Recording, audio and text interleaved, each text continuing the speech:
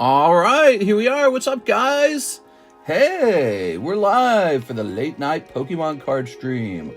All right, we're starting out about 1:45 a.m. We seem to have a consistent thing going at that time period. Let's jump in here. This is the late night stream. Boy, it is hard to peel myself out of bed for that late night stream, man. Super Cash Chris, Crazy KRS5. What's up, guys? All right, let's see what we got. So, that's like 12 a.m. in California, huh? We got a lot of nice sets. A lot that we could put in the title, I guess. Hot Wind Arena. We've got Tera Festival Korean. Those are hot sellers. We've got Dragon Ball History. And we've got Legacy Final Fantasy Live Cardshop. Just lots of cool stuff going on right now. We also have a lot of slabs that we're still pricing up, or should I say cracking out of their PSA holders, because I think PSA gave me a really bad batch this time. All right, what's this?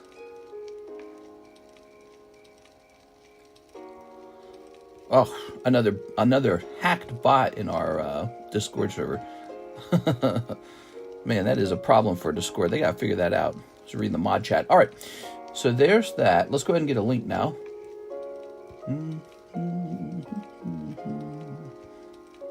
Okay, it looks like Mr. Alex got that. Let's go ahead over here. Here we are. You know, Alex, if you wait a minute, if you, Mr. Alex, if you wait a minute before posting, the title shows up. If you wait for the title to get edited. All right, we'll delete these. I had a guy apply for the Pokemon card job, but you know what? It was a guy's friend saying, "Hey, this job would be perfect for my friend," and he kind of made it sound like his friend doesn't like to apply for jobs, so he's applying for him. That is not a good move.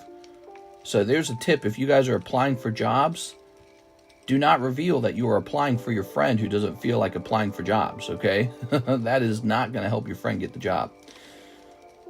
All right. So let's see what's the oldest order.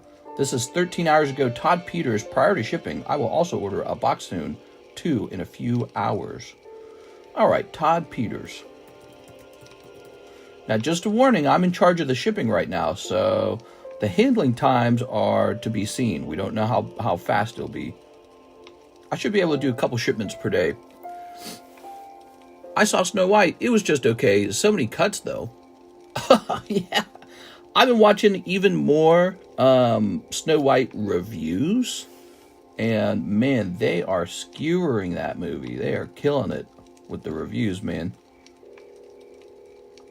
All right, let's see. Well, this is probably fine. Okay, let's hit print. And print. Stamps has encountered an error. When does Stamps not have an error is what I want to know. Does Stamps ever not have an error? All right, let's try that again. Stamps has encountered an error. All right, so let's try clicking on this. And then we'll click on this again. Stamps has encountered an error. All right, let's try changing the carrier. Let's go to UPS, I mean. This software is toast, man. It's really bad. All right, let's try that one more time. Oh, wait a second. This says invalid rate. The mail piece is over the weight of 1 pound. What does that mean? I mean, it's priority mail. I chose priority mail. It's like it's throwing an internal error. Okay, let's try this. This is so crap. I did order a sealed box of the Japanese set. Did you see it? No, but I'm sure I'm about to see that. All right, let's try printing this. Okay, so that was interesting.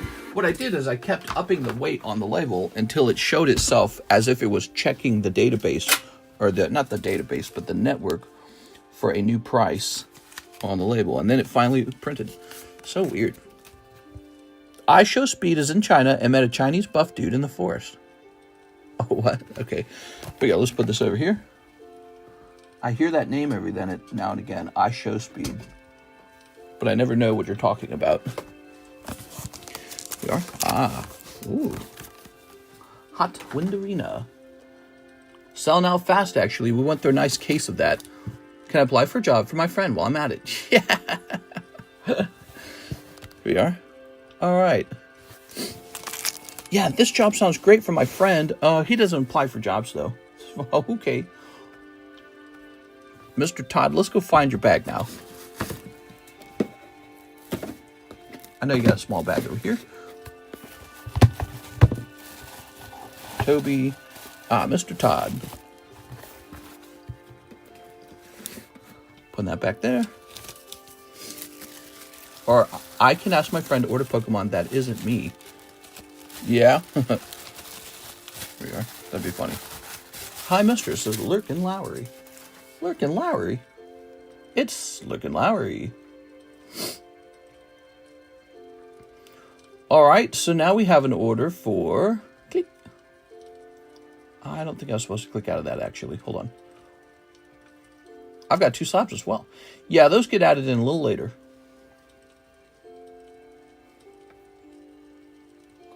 Okay, this was ordered 7 minutes ago. 2 Crown Brion spots. I'll go ahead and process that one anyways. Let's process this. This is Eddie Mendoza. Hey, what's up, Eddie? How's it going? Oh, my eyes. Still a lot of allergies today.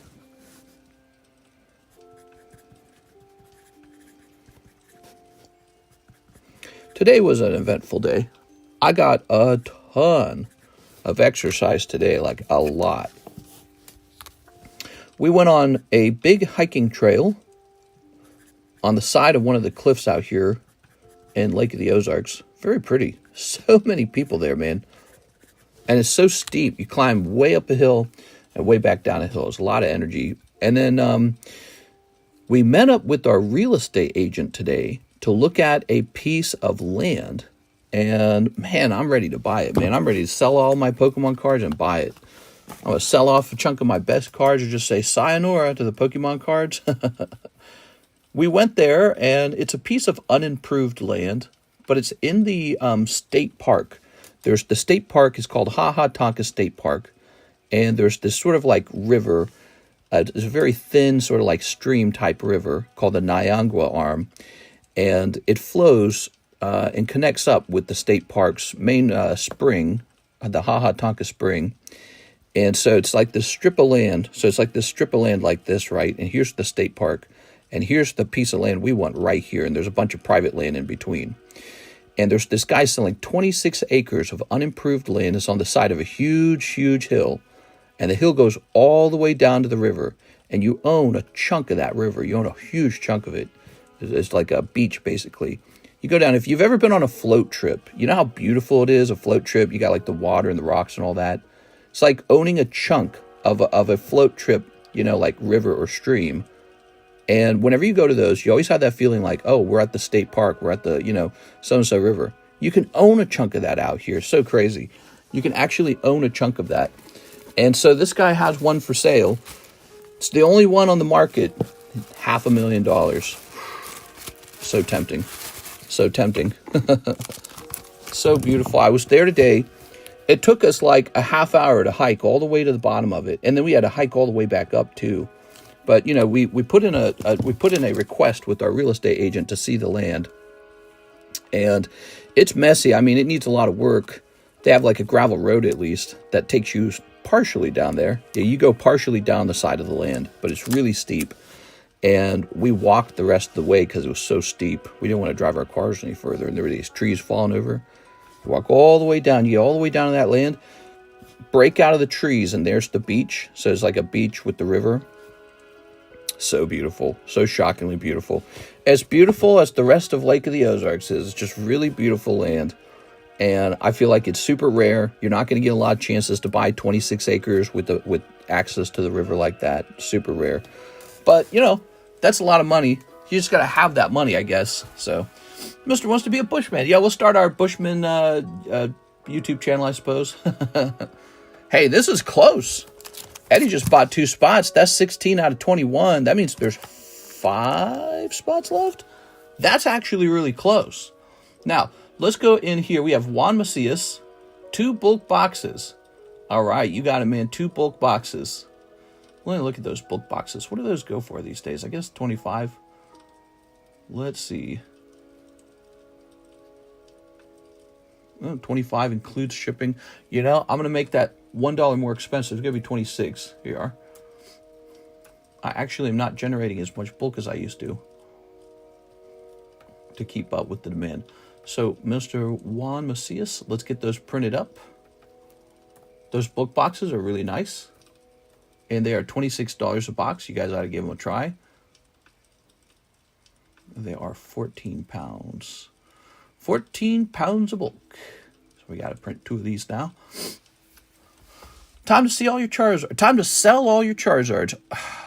If I could snap my fingers and disappear half my collection to buy that chunk of land, I would be very, very tempted to do that. I got to stand on it and see it, and it's like, you know, I've seen acreage before. I've seen land before. This is not like normal land. This is a very special chunk of land. This is a very rare chunk of land. And I got to see it up close, and it is so beautiful. Why is there always a problem with the stamps? It's so crazy. I just want to ship. Did anyone slab away the Mega Flash Fire Charizard? Yeah. Like in the first half of the stream, it was gone. You can't put a Charizard on this table. It's ridiculous. All right, I'm resetting the software. I'm just going to reset the software. It's so ridiculous. It won't let me print a label. Buy it, mister. I'll come help you develop it. Why aren't you opening any packs? Says Sethi Bethi. I don't want to, Sethi. I don't feel like it. I'm trying to print a label. I'm processing the next order, and the order is for 2 bulk boxes. So what we need to do is print 2 bulk box labels, because that's how that order is processed. Then we move on to the next order. We just started. We're only 12 minutes into the stream. I don't even know how many orders we have. We probably don't have much. Okay, so we have just restarted the shipping software. Maybe now it will work. Okay, let's increase this to 14 pounds. And now let's get the dimensions. Okay. By the land, mister. It's Manifest Destiny. It's so beautiful. If I should have recorded it, man. I probably could just log into like ZELLE and show you, because I'm pretty sure it shows up on ZELLE. All right, let's print those labels. 1. And 2.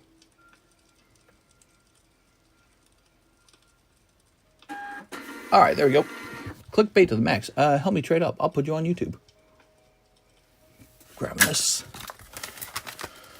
Whew. It's so beautiful. Really, really beautiful land. It's got a cabin on it, too. So it's $500,000, and it's got a functional cabin with air conditioning and a bathroom. But it's not a very advanced, it's not an advanced cabin. There's a lot it can't do. There we go. I also don't know how internet works out there. I mean, I guess we had cell phone internet, but that's not good internet. So you wouldn't want to live there a long time. But you know, if it's got a functional cabin, actually, we met somebody while we were looking at the property. He's the guy who cleans up the cabin, he says. And he says the current owner rents the cabin out. Blake Santoro, Dark Espion, 4 hollow shuffles. Here goes, Mr. Blake. Good cell service. You know, I should have looked more carefully at whether the cell service was good or not, because I don't think it was super good, if I had to bet. Okay, 1, 2, 3. 1, 2, 3, 4. Ooh, Venonat. But yeah, if I could snap my fingers and have a bunch of my cards turn into money, and then I could go purchase that land, I think I would. Only thing is, that would really plant me out here in Lake of the Ozarks, rather than this other idea of maybe selling all the current properties and packing my bags and going somewhere like Jacksonville, Florida, Wyoming, South Dakota. You know, there's still Reno, Nevada. We're not as excited about it anymore. Once we found out how the taxes was working over there. It's a cool place, though. The tax burden would be very similar to what we're currently doing. But we own such a nice house out here. If we moved to Reno, we would not own such a nice house. We'd own a normal home. Ooh. Rainbow Venonat. All right, Mr. Blake. Did I win the hot wind? No, you got put onto a list probably. Okay. I was born in Wyoming. Oh, very nice. You guys have that really expensive left side of the state near the state park, right? Well, I'm living next to a state park too. That's kind of what I'm doing out here in Lake of the Ozarks. We're doing the same thing, but I'm sure it's not as good as what you got. So, Mr. Blake says electric breaker pack. Electric breaker pack. You mean like Korean? The Korean electric breaker? You just want one of those? Let me see where it's at. Do I got an open box of it? I probably have an open box of it, right?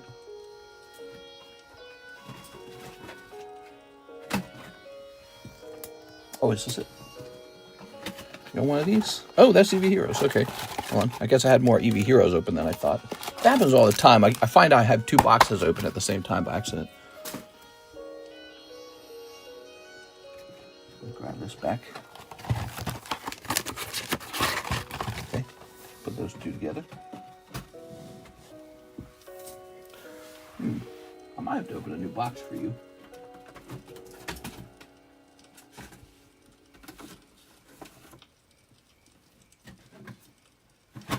All right, what's this? Nope. Put this over here. All right. That's it. We're cracking open a new box. Still hasn't filled. The giveaway box? No, the giveaway box will fill up slow. There we are. Now that Snow White is out and dead, I hope to never hear Rachel Ziegler again. Yeah. She's got a real mean girl vibe to her. It's crazy that the people at Disney thought that she would be cast well into that role. I feel like a lot of people at Disney just don't understand why Snow White, the original Snow White, did well. It's like they don't get the fairy tale itself. Back in 1937, when they made Disney, no one was even talking about, like racial diversity or DEI or any of that stuff. None of that stuff was talked about. So when you pick up a show where the story is skin as white as snow and all this others, fairest in the land, it was all about her being this sort of like pure thing. That's what it was about. Like when the Grimm brothers wrote the Snow White's fairy tale, they weren't thinking about diversity at all. I mean, that was like feudal Germany or something, right? That was a really long time ago.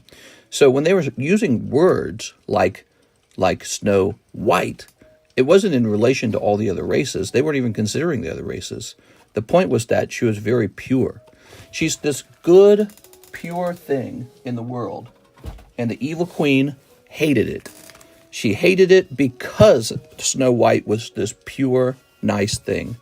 So that's the fairy tale. The evil queen cannot stand that there's this pure thing in the world that's better than her.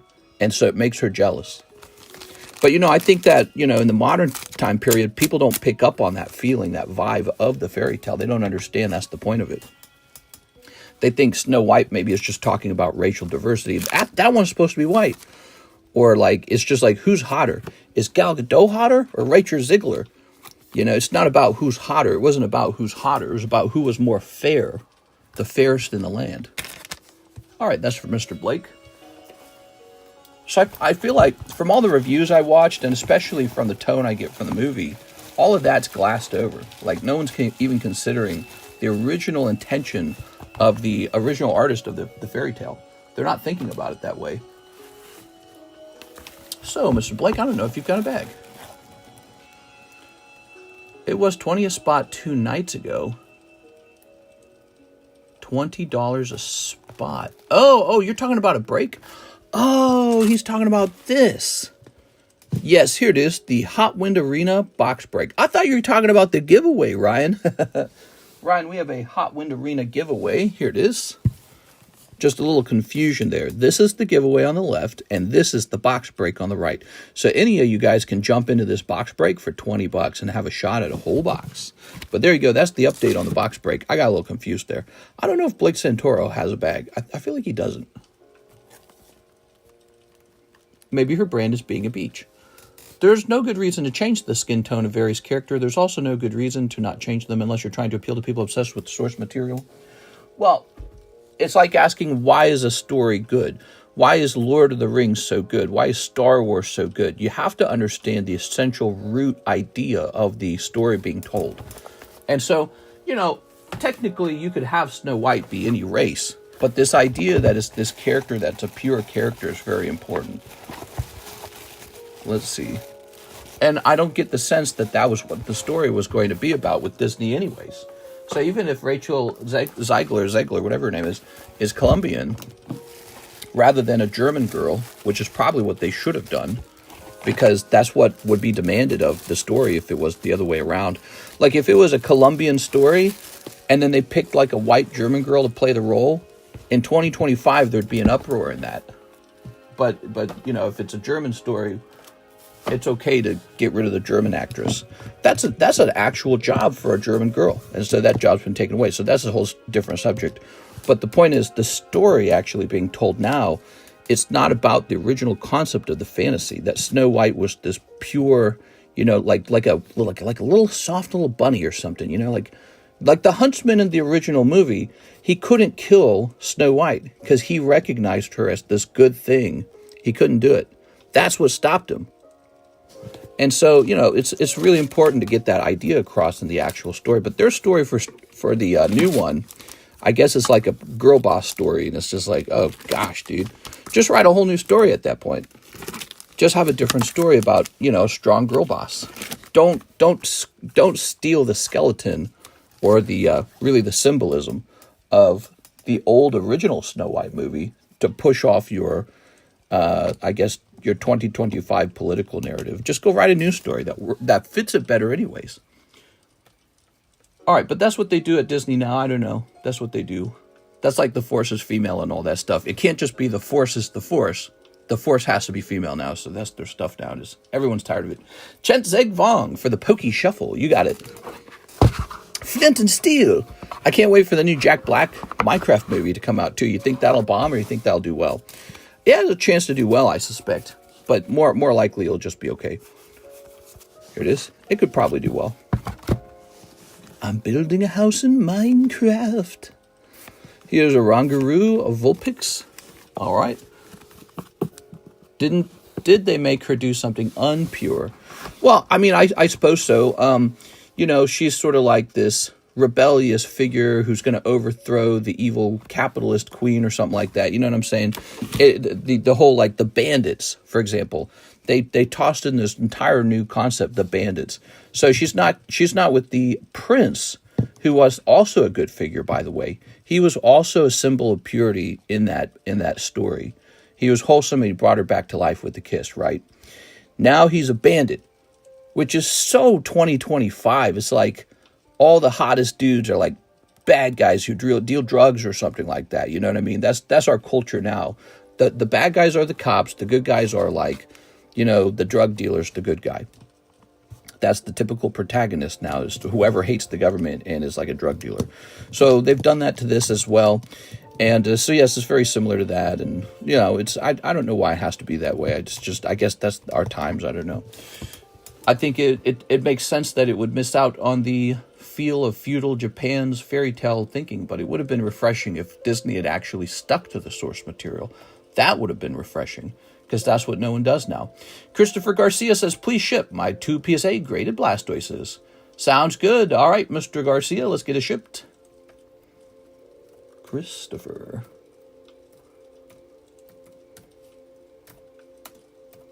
All right.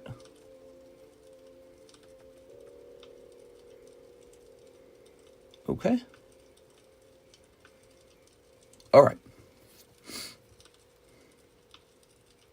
I can't wait till the live-action Pokemon movie where Ash is played by John Boyega. I want to be the very best. There we go. That's an interesting subject, too, by the way. I ran into, you know, Pokemon the first... All right, so this is going to say 2 slabs. Actually, I'm just going to say slabs. There we go. I ran into a clip of Pokemon the first movie that had been removed from the movie. I didn't know about this. Maybe you guys didn't know about this. So Pokemon, the first movie where it's Mewtwo, it was supposed to have this scene where you see Mewtwo sort of like in his own mind as a child. And he experiences the death of like a friend while he's in his cloned state. And that's what makes him agitated. What? And also, in that time when he's a child version of himself, there's a quote in that time period where they say, the tears of Pokemon give life to something or something like that, some other. And it finally explains the ending where Ash like turns to stone, he dies, and then Pikachu revives Ash with its tears. So it ties directly into the finale, the ending, the very important ending. And they cut that out. Apparently they cut that part of the movie out because they considered it too stressful for children to watch, because it was this scene in the movie that was all about death. And again, this is the earlier part of the movie. It gets cut out. It's during the cloning stage for Mewtwo, and Mewtwo's a child, and he has a child friend who dies during the cloning process. And he can only talk to that child in like this sort of like clone, mind illusion, but they can talk psychically to each other. And the child dies during the cloning process. And it's like this super sad, sort of like 90s, 80s sci-fi moment. And it's kind of like deep and thoughtful too, maybe. And they cut it. It was an extremely good part of the movie, and they cut it out of the final movie.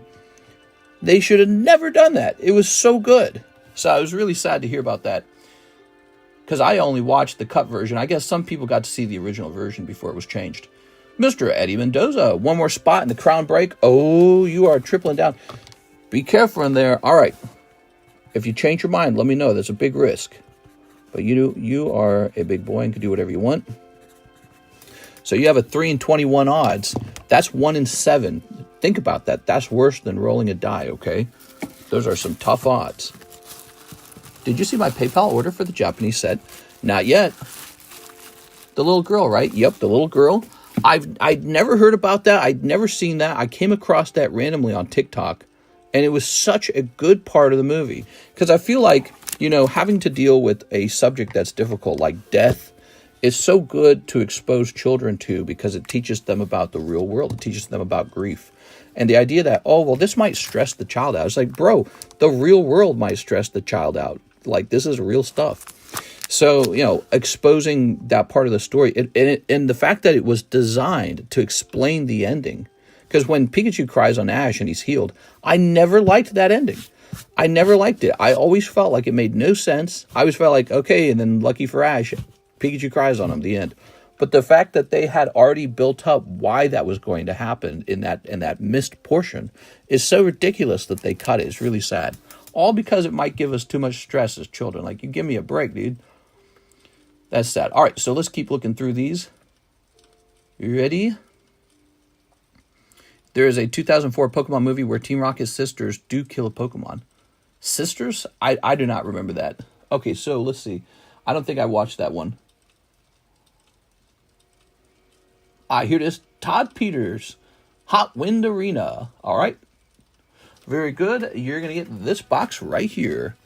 So I'll just write your name on it, if that's all right with you.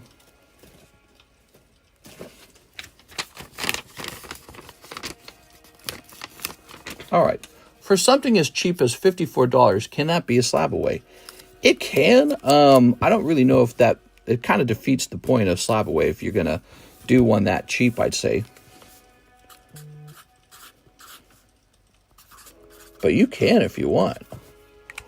I think you'd be better off just buying the card. You want this one over here, don't you? Every time I put this card up on the table, it just sells. And so I can see why you'd want to snatch it away from someone else from being able to buy it. But, yeah, maybe a slab away fee of $5 for a card like that. I guess if it's $50-ish, maybe like $5. Okay, Todd, I'll put this right here with the other shipping items. Thank you, Todd. It was the last one with the original Misty before she left the show. See, I didn't know about that cut content. That was really sad that they cut that. They shouldn't have done it. What did I walk into? Oh, we're talking about Pokemon, the first movie, and how they cut out like not a controversial scene, but maybe like a difficult scene that talks a little bit about death, and how I feel like that was a pretty substantial part of the movie, and it should have never been removed. Because I watched Pokemon, the first movie, in theaters when I was young, and that was a good scene. All right. It's one of the first few times Ash gets a full kiss to Brock. Gets a full kiss to Brock? And gets jealous is a great ending scene. What? Ash and Brock make out? No, they don't. I think I read that wrong. Let's see what we got going on over here. We got Kevin Vu, Rare Candy Umbreon. Oh! Rare Candy Umbreon is close. Oh!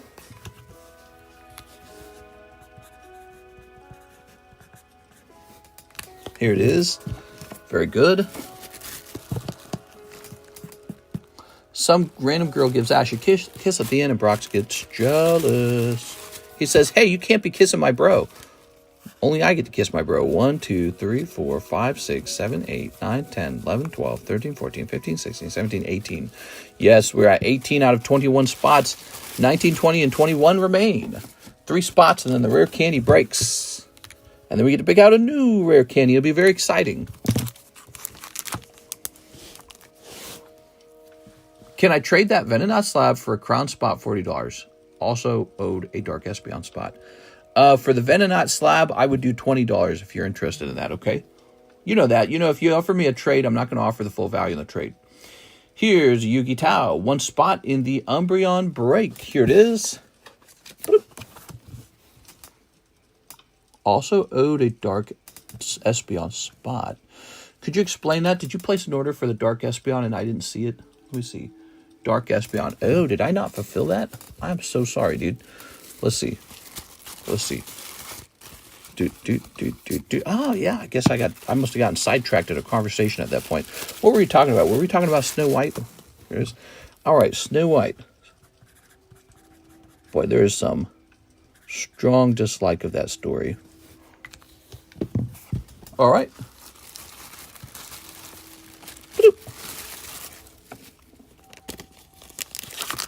People are roasting Gal Gadot's acting skills. Somebody compiled like her range. They took all of her most excitable moments from all her movies. Here we are. We're 6 out of 16 on the Dark Espeon. Beautiful card. Really beautiful card. So we got 2 breaks that are pretty close. This one's really close, though. Just 3 spots. Actually, it's this now 2 spots. Who are we adding? We're adding Yugi Tao to this. Yes, Yugi Tao. Here it is. Yugi Tao. Ryan Prieta says Sunbreon. All right, so 2 more spots. Yugi Tao and here it is.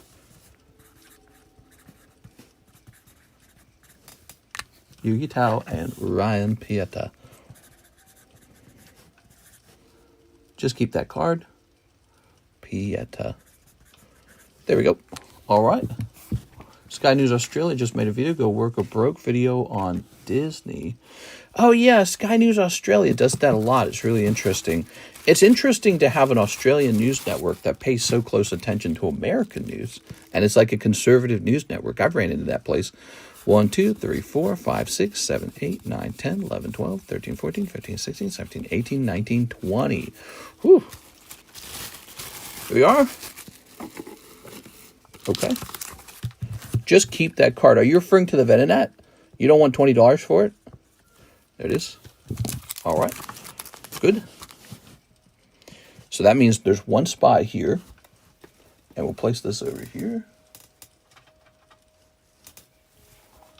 Hella funny to see. I forgot to tell you my friend is shipping these out. Not me. Just kidding. Can I trade the Vanilla Slab for a Crown Break spot? Also, I'm owed a Dark Espeon spot.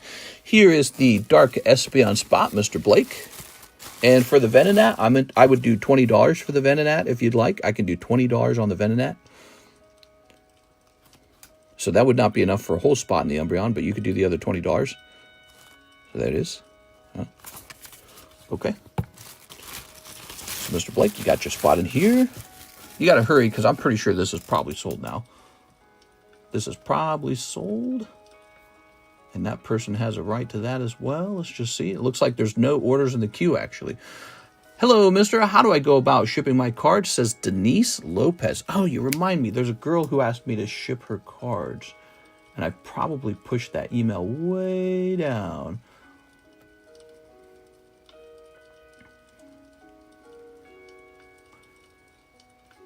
Let's see.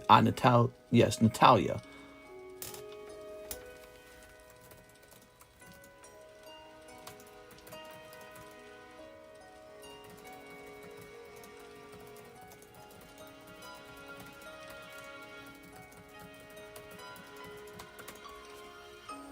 All right.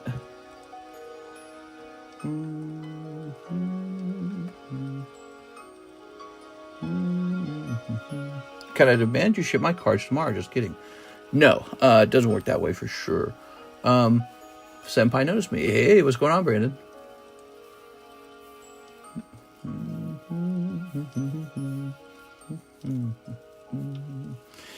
So who's this Natalia?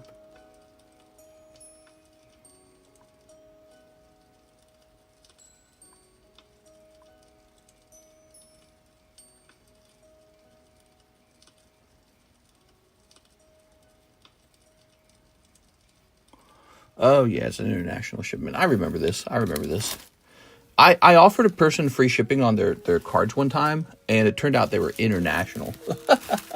And I said, well, hold on. The offer was for free shipping domestic, and then it was really hard to keep in touch with them for some reason. Because they did not want to pay the shipping for sure. But let's see. If that's what's going on. Let's see if we can find this. Is it this one? Natalia Shuvar. It's probably this one. So I got to do a shipping round on this. I'm going to place this over here for the moment. All right. Well, that was a while ago. 5:24, huh? The time really flies. Okay, I'm going to hit refresh. Oh, to Dark Espion Spot, Break Spot. Hey, Mr. Blake, I'm not sure if you're watching. We took care of that Dark Espion Blake. Here it is. Mr. Blake, we took care of the Dark Espion, and I made a trade offer on the Venonat. I can't trade the Venonat for $40. It didn't even go in there for $40. I'm pretty sure it went in for $35. Look, it didn't even go in for $40. It went in for $35. So I made an offer for $20, but I suspect this is now sold. I feel bad, but here it is, Sebastian Amador. So it is now sold. I think, Blake, I don't know if you were like lagging behind or something, but I kept making you an offer on the Venonat. I don't know if you've got your volume turned off or if maybe you're like behind in the stream or something. Should I just email you, says Denise. Oh, hey, oh, right. So Denise, so for shipping, the way shipping works is it's $9 to ship, domestic, $9 to ship. So to ship your cards out, you would just send $9. Make sure that your shipping address is up to date. Now, if you're paying with something like ZELLE or CASHAPP, you need to email me the shipping address. So what you'll need to do is get my email, TheCardconomist@gmail.com, and just send me your address there, okay? If you're looking for a link to that address, it's at the top of the description. When we talk about ZELLE, you'll see that email address, okay? All right. So, Mr. Sebastian, that's yours. I apologize to Blake. I kept trying to tell him I would do 20 on the Venonat. And while he was still sorting that out with me, the rest of the spots sold. So I apologize to him for that. All right. Yes, California. Nice. So yeah, so it's just $9 to ship out, and that's how the shipping works. Oh, my eyes are burning, dude.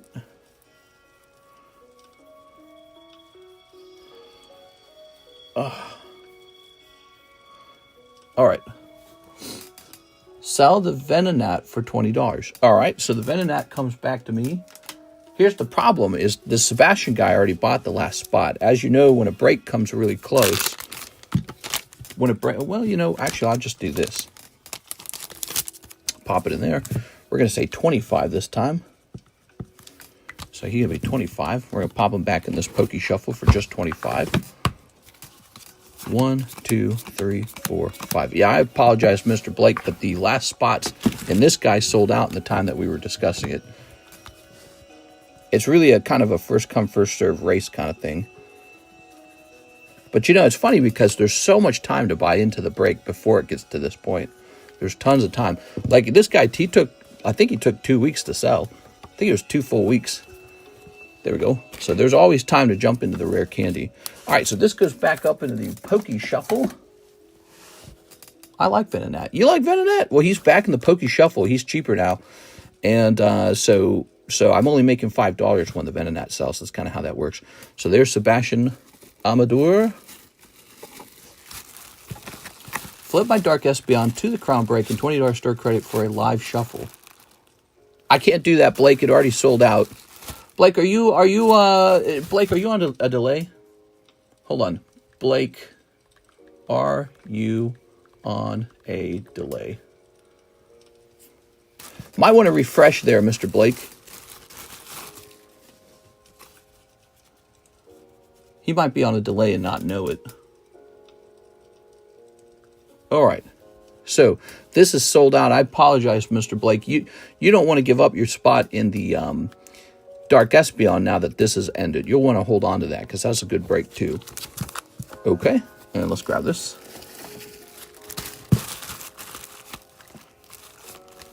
So we need 21 of these. Haha. 1, 2, 3, 4, 5, 6, 7, 8, 9, 10, 11, 12, 13, 14, 15, 16, 17, 18, 19, 20, 21. All right, there we go. Time to get started. Ah, yeah. We always have a great rare candy break. If you're looking for a new one, we'll probably set one up right after this. 1, 2, 3, 4, 5, 6, 7, 8, 9, 10, 11, 12, 13, 14, 15, 16, 17, 18, 19, 20, 21. All right, just double check it. Says 1721. Oh, no, he's on a huge delay. Somebody tell him he's on a huge delay. Somebody tell him he's on a huge delay. He's got to be like 5 minutes behind or 10 minutes behind or something. That's why he sounded so strange when he was talking, is he's on a huge delay. He's like on a 10-minute delay or something.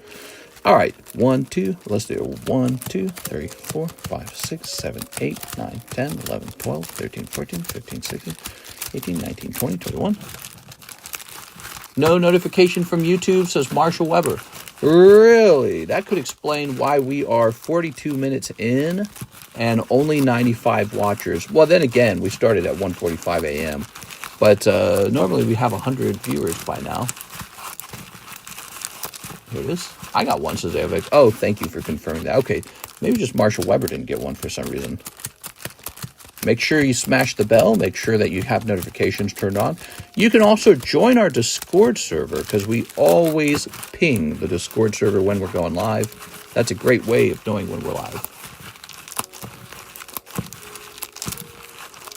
All right, give me a number. People are also talking about a huge YouTuber arrested for murder. Crazy. 8, 1, 2, 3, 4, 5, 6, 7, 8. There we are. There we have it. Thank you, guys. The breaks are one of the most entertaining parts of the stream. They're a fantastic way to obtain a really hot card. Let's show off these names. Oh, man, we got Eddie's in here for 3. Jacob Dragonball's in here for 3 as well. Holy. Scary, man. All right, showed the names off. If I do a fossil box for 650, is that a whole box or just a spot on the break? That's for one booster pack. One booster pack from the fossil box. Really lovely box. Keeps going up in price. Has a really nice box of cards. Not going to be a lot of chances to get into fossil breaks in the future. Those boxes are becoming so expensive and so high risk to purchase too, because you never know if they're real. Hit the like button, y'all. It don't just help Mister. It can also help with getting notifications for the stream.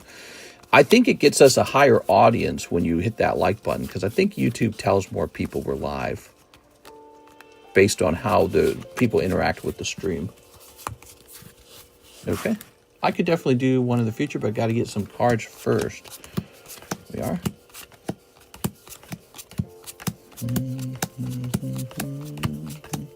Yeah, I think a lot of people probably say that. They say, I'll buy the fossil pack later. And that's why it takes so long to fill.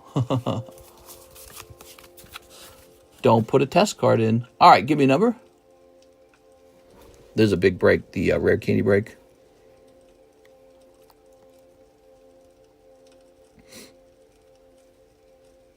Five. 1, 2, 3, 4, 5. There we go. I looked away from the screen for 1 second, then I looked back and all these numbers were on there. Okay. Here's Anthony Kalura. No luck, Anthony.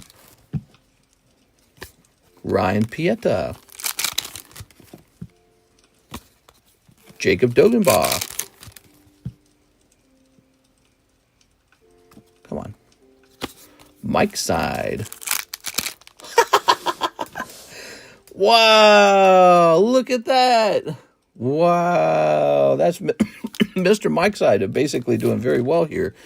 Well, I think he was the only moderator in here, wasn't he? Wow. I didn't even remember him buying that spot. Here's... I do remember him getting a Dark Espeon spot. Man, someone wake him up. He doesn't even know he just pulled that. Here's Matthew Hill. Here's Travis Nova. Kevin Vu. Jacob Doggenbaugh. Mr. Eddie. Sorry, Eddie. Tough round, man. Here's Andrew Martin.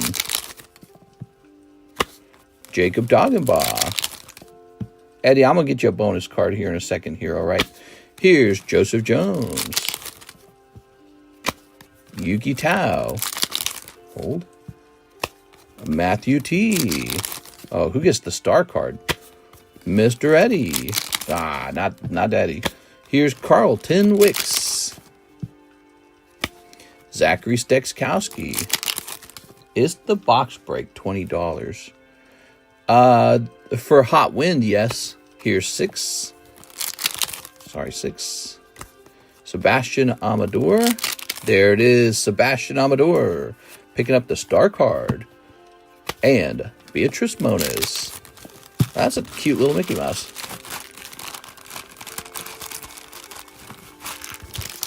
There it is. All right. Okay. That card flip is oddly satisfying. You like the sound of it, the feel of it? I kind of got a little sharp thing going where my hand pressures the card. All right, let's grab some of these. Oops. Fill these packs back up.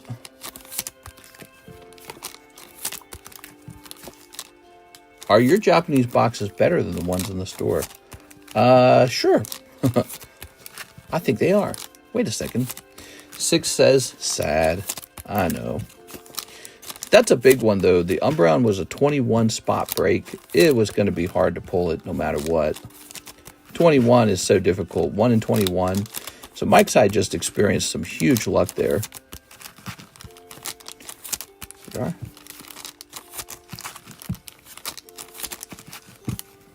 Here we are. Oops, very nice.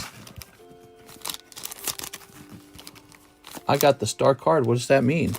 So what that means is your spot has not truly been spent yet. It gets moved into a different break. It gets moved into the star card break. Here we are.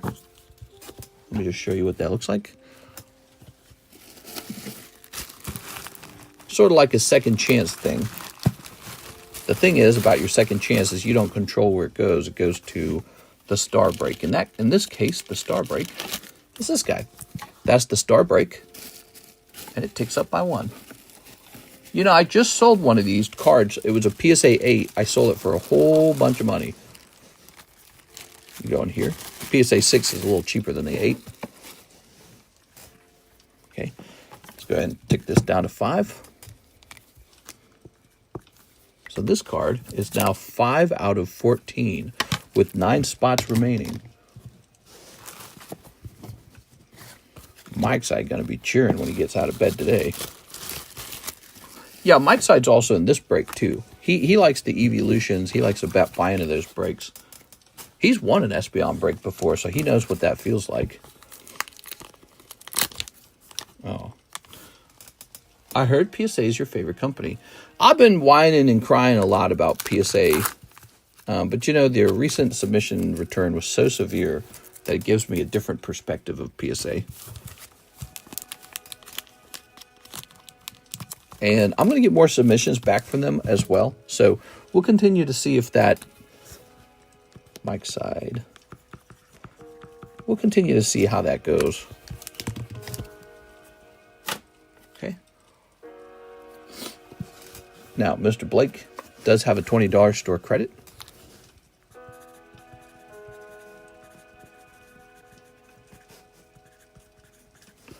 There you go.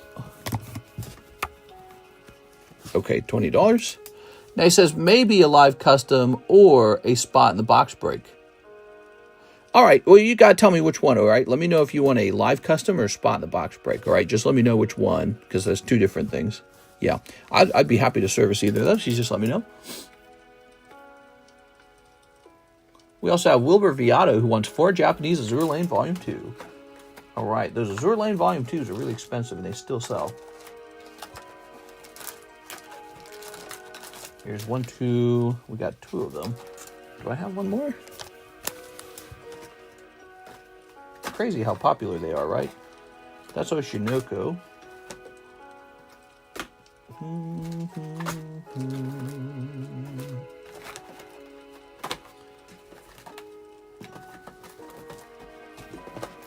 What's that? Oh, that's Spy Family. Toss this away. So, let me go get more of the Azure Lane. I'll be right back. Live custom snipe. I think we can just take care of that right now because I don't think anyone bought any. Mark this unread. Custom vintage pack for Dylan Chin. So yeah, no one else bought a live custom vintage. So a live custom pack. So we can just open that for you right now. This is for Mr. Blake. All right, 1 cold pack in the live customs. All right. Sorry, man. It's worth a shot, huh? Those are pretty cool. Trying to roll it over. Let me go get some Azure Lane and Snickerbucko. I'll be back.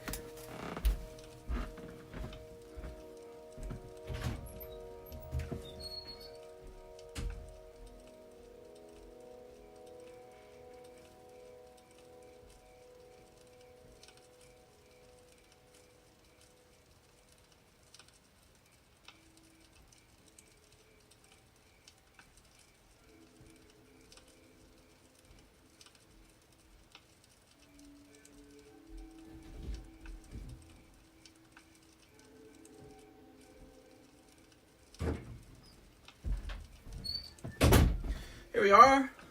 I'm back. I've got the Azure Lane.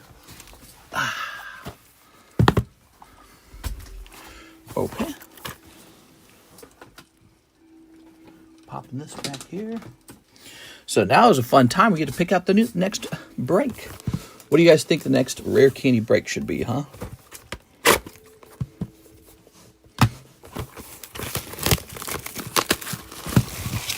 All right. I remember this guy from years ago. He used to tell a lot of stories. Ta-da! All right. Ooh. Let's snip this. And snip this.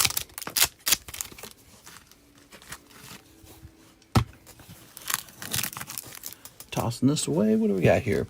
Speaking of stories, man, I was talking to my real estate agent. He's a much older guy. He's a real conservative guy, like super conservative. And I don't know his exact age, but if I had to guess, probably about 70, might be 75. And he's the guy who helps me with all my real estate stuff right now. We are. And we were just talking a little bit, and he was revealing to me his health, man. He was saying that, dang, dude. He was saying that he was on a hunting trip, and he collapsed in the middle of the hunting trip. And when he woke up, he was in the hospital. And they told him that he's got a heart failure. Whew. How tough is that? So now he has to be real careful on his job now. He's not allowed to push his heart. I sat behind Mr. back during our college years. Yeah.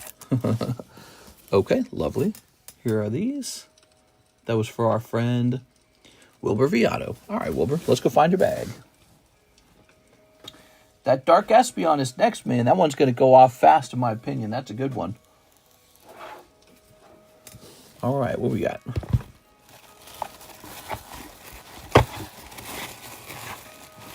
I think I said I was going to get a little card for Mr.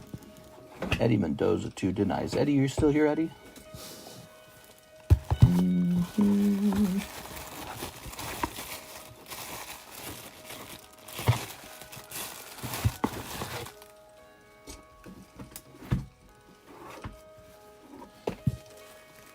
If Mr. Heart fails, my heart fails. Oh, yeah? No, he was talking about he was a lifelong smoker. And he was told he might have lung cancer, and he's definitely got heart failure. And it's like, ooh, heavy stuff. You know, so we were walking, and he was walking real careful up the hill. We went up a big hill. So he was talking about that, and I was just kind of, you know, I was walking up the hill comfortably, and I was just thinking about that, like, man, that's got to be me someday. Just another reason to work out, guys. I guess you can work out your whole life, and you still die, though, you know? It's just bound to happen eventually. Now, yes, let's get a nice little thing for Mr. Eddie. Eddie went real deep tonight. I'm going to toss these over here. Eddie went real deep tonight on the Umbreon, so we appreciate that, Eddie. And that was why it went off tonight. Oh, free card. Let's see if I can get him a free card here.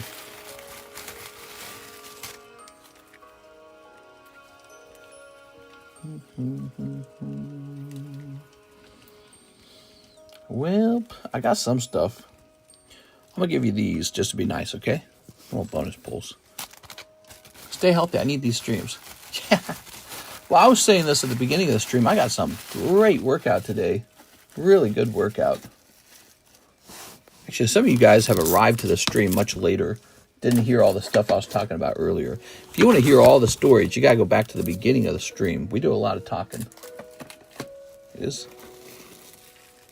All right, we're going to give this as a bonus to Mr. Eddie Mendoza. I'm going to go ahead and say bonus from Umbreon break. Mr. When does shipping go out?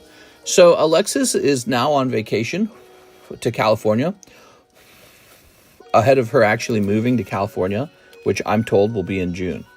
And I will be in charge of the shipping for a full week in the meantime. And what that means is the shipping could be kind of spotty because I'm a busy guy. And what I'll do is I'll focus on hitting up the oldest ones first always. So I'll be looking at the date on the labels and getting as much as I can within my time slots.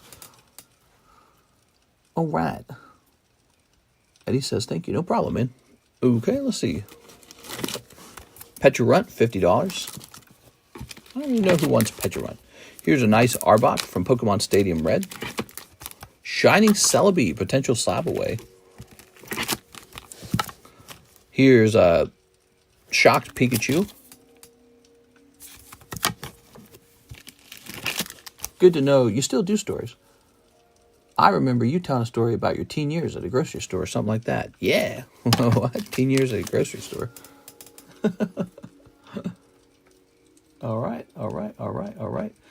So, what do we have next? We have Dylan Chan. One custom vintage pack. You got it. All right. I guess it's good to like climb up those steep hills and still feel like, yeah, I'm still in shape enough to do some heavy climbing. Here's, because I turned 40 in just 4 years, you know, and I haven't been getting enough exercise. Look at that Gyarados. Ooh. New rare candy break? Yes. New rare candy break. Dylan, you picked up a dark Gyarados. That's not bad at all, man. Team Rocket coming out. That's cool. Can't believe I'm almost sold out of those. Oops. Looks like I grabbed Dylan's bag as well. Bro, they took all my top teeth out. No! All right.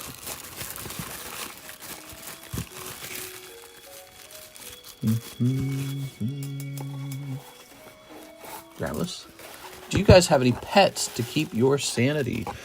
We have cats. We are. Okay. I feel like pets actually cause me to go crazy. I don't get as many good feelings from animals. Martin Ramirez, live custom. Actually, that's a story too. I was in Walmart today just picking up some drinks, and dude, there was this full-sized pit bull dog, and it was just in the Walmart on a leash with some girl, and she's like on her phone, and the dog's like really antsy. You know, it's like pulling on the leash, trying to go, you know, after people to like sniff them, but it's like it's really crowded in Walmart. It's like super packed. It's a weekend Walmart. And this girl, she's on her phone. She's not even shopping, and she's there with the dog, and the dog's not a service dog. It's like, what are you doing in Walmart with a full-sized pit bull full of just people, and the dog's like trying to get out of the leash because it wants to go running around. And it's like, just leave the dog in the car or something. You know, leave the dog at home. Why did you bring the dog? It makes no sense. I wish Walmarts wouldn't allow that. All right, Martin Ramirez. It's, Hello Kitty. You've pulled a Hello Kitty card. Now you have to choose. Do you want the Hello Kitty, or do you want a $75 store credit? Let's grab the Hello Kitty card in question. Here it is. Martin Ramirez. You can take this Hello Kitty card, or you can take $75. Dogs are children. Yeah, dogs are children. What's Hood Mister sent you a Discord message? Did the bulldog bite a kid's face off? No, but the dog was like, it was like whimpering. He was trying to kind of get off the leash, and it wasn't sitting still. It wasn't comfortable. The dog was not comfortable. The dog wanted to go explore. It was full of energy, and she just got into Walmart, and it's a pit bull, and it's like she's some small girl. And I'm just thinking, she was an adult, but I mean, she's not like a strong person. The dog could drag her around if it really wanted to, and it's just like, what are you doing? I'll take the credit. Okay, no problem. So, Mr. Martin, toss this back up over here.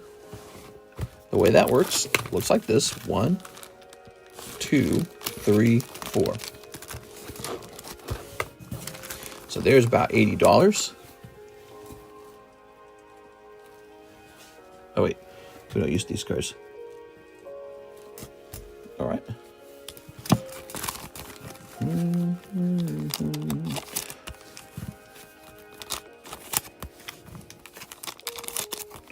Okay.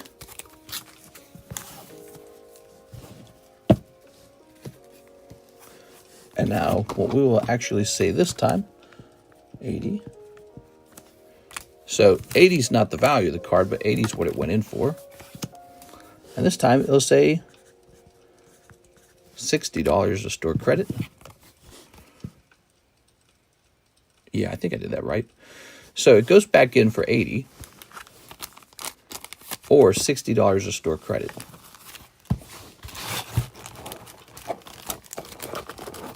And so next time, you're going to have to choose between a $100 card or a $60 store credit. All right. Any crimp bearers valuable? It doesn't matter what inside. Having a 10 from BGS's Fire. You just hate pit bulls, we know. This says Naughty Dog. I'm not a fan of people owning a dog that is so large. I feel like it should be considered an exotic pet. Here's Ramirez. But it's more to that story than just that subject of the exotic pet. The big part of the story is also, what's up with people just bringing lots of dogs into Walmart? Have you guys noticed that trend where everyone just brings their pets into the shopping stores now? Like, it's a grocery store. I shop for food there. I don't want dog poop in the aisles. I don't want dog piss in the aisles. I don't want the dog sniffing or licking anything. I feel like it's a shared space. And as much as you feel like you have a right to have your dog there, I feel like I have a right to just have a grocery store free of like animals that might defecate on the floor where I shop, So I feel like that's not unreasonable. But when did everyone just start You know, sort of, I think what's going on is nobody wants to confront her. Nobody wants to come up to her and say, hey, how about that bulldog? You'll just leave it at home next time. How about that? How crazy would that be, huh? Here's Pupitar. Ho-ho. Pets are a health hazard. Blows my mind that's allowed in stores. Yeah, people are allergic to pets as well. People are allergic to dogs. I don't think I have a dog allergy, but, you know, some people are. And so that's a shared space. Omar Batui, 5 hot wind. Ooh, Mr. Omar. Here we are. Let's see. Ugh. 2, 3, 4, and a 5. All right, lovely. Having an ESA is like a blanking trend now. That's why it's annoying. ESAs are not service dog. Emotional support dog. And yes, that's exactly what they do. They put on the little vest, right? They say service dog on the vest. Here's the thing. This girl didn't even have that. She just brings the dog in. So I've seen a lot of those. That's super common. That's one of the complaints. A lot of people with the fake service dog. It's a fake service dog. It hasn't been trained to do anything. You just like bring your dog places. And she doesn't have that vest on it at all. She just brings the dog in because she's like, I like my dog. You're going to like my dog. Everyone likes my dog. You all have to do with my dog now. You have to deal with it. And, yeah, I don't know, dude. I feel like maybe a bunch of people have to Karen out, become Karens and be like, I don't want to walk down Walmart and step in maybe a doggy's leftover pee-pee spot that didn't get cleaned properly, or maybe the doggy just made it or something. You know, like imagine a dog walking up to like like a frozen food aisle, and it lifts its leg up and it pisses on the door or something. Yeah, I'm not saying the dog would do that, but it could. Somebody probably has a story like that. And it's just, come on, dude, just leave the dog at home. That's how society's been ran for so long. It's just, what if I want to bring my pet ostrich with me or something like that? You know what I mean? It's like, where does the line start? Where's the line? Ooh, what's the line you don't cross? Ugh. But I think everyone kind of agrees. Just animals belong outdoors, not inside of the grocery store. That's like third world country kind of stuff. We are. All right. Employees hate it because now we become dog poop cleaner uppers. Yeah, exactly. You know, clean up on aisle 7. You're like, oh no, somebody dropped a can of green beans and it burst. Oh, that's dog shit. Oh no, there's dog shit on the floor. I have to clean that with my hands now. Glad you brought your dog in. Good for you. All right, let's see. But anyways, those are my thoughts on it. I think it's very inappropriate. Lance Weiss, 4 battle partners. Okay, 4 battle partners for Mr. Lance. Mr. Lance. Some of the humans in grocery stores are behaving worse than the animals. Yeah. Yeah, there's examples of that. But we can't ban humans from the grocery stores. That would be too much. 3 Korean 151 packs. 3 Korean 151s. Korean 151 packs. All right. There we go.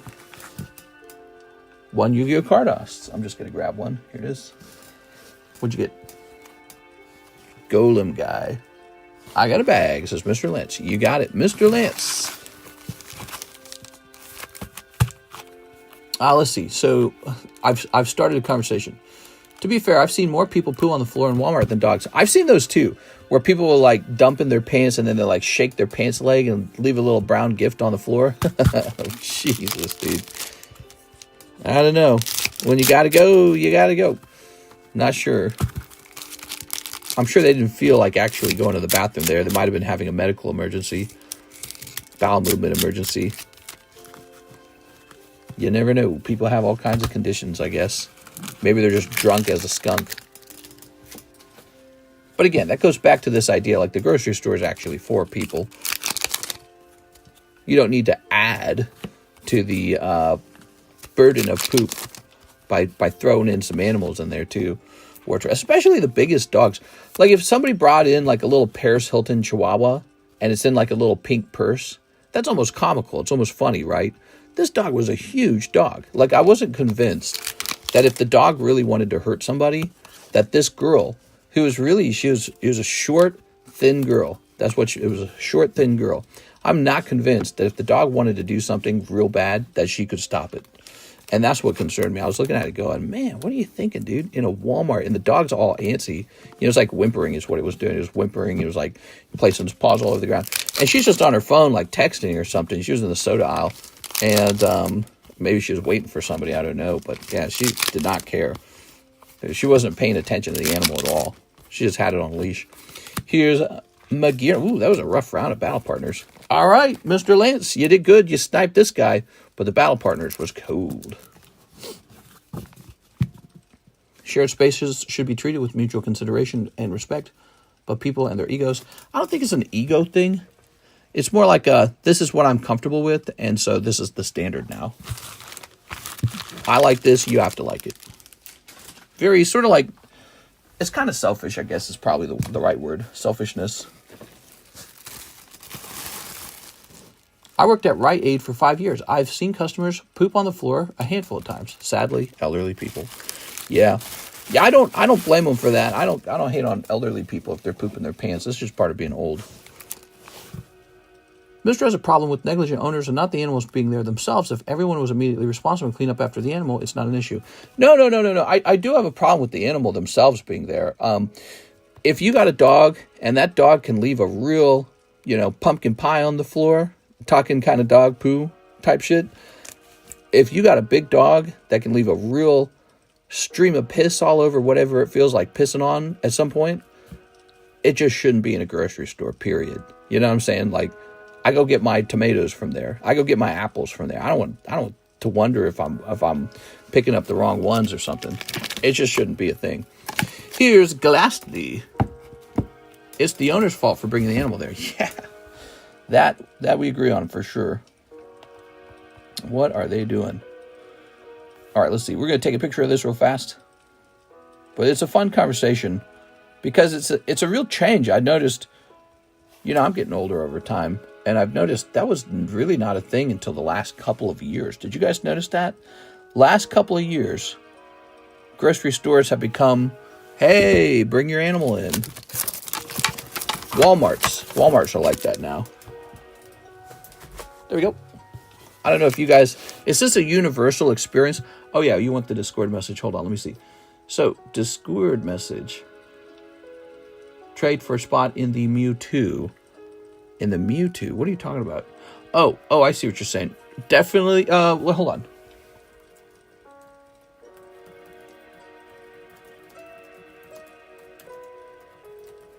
All right, there we go. Response real fast. And...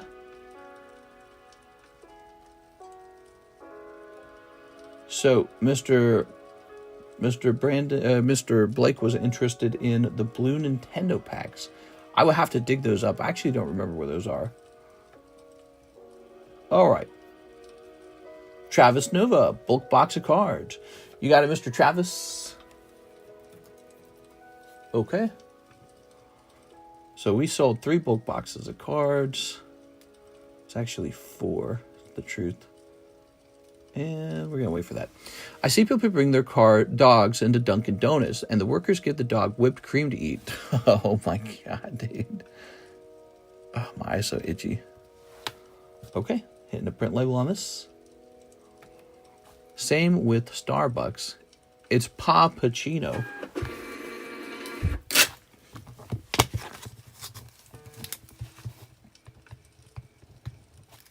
There we go. All right. Very good. Mr. Eddie Mendoza, 2 waifu shuffles. You got it. Okay. Where are they? Oh, there they are. This is Eddie Mendoza. Good luck. They give chicken cups at Taco Bell. They give out the actual chicken, like chicken? That's expensive. 2, 3. Where's my free chicken cup? Oh, Lightning 10, minus 25. Really? Minus 25. I'm reading that right. That's kind of interesting.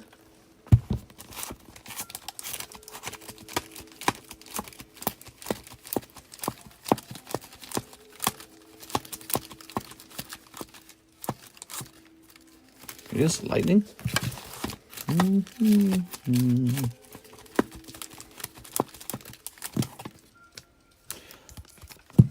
have this Firestar here. Do I not already own this? Hold on. Here's oh, yours is different. So weird. Marvel cards. So that is going to be a nice lightning over here, Mr. Eddie. I hate when a cute as dog comes up to me all cute and I pet it and get happy and my day gets better. I freaking hate that. All right, here we are. Very nice. Okay, so this would be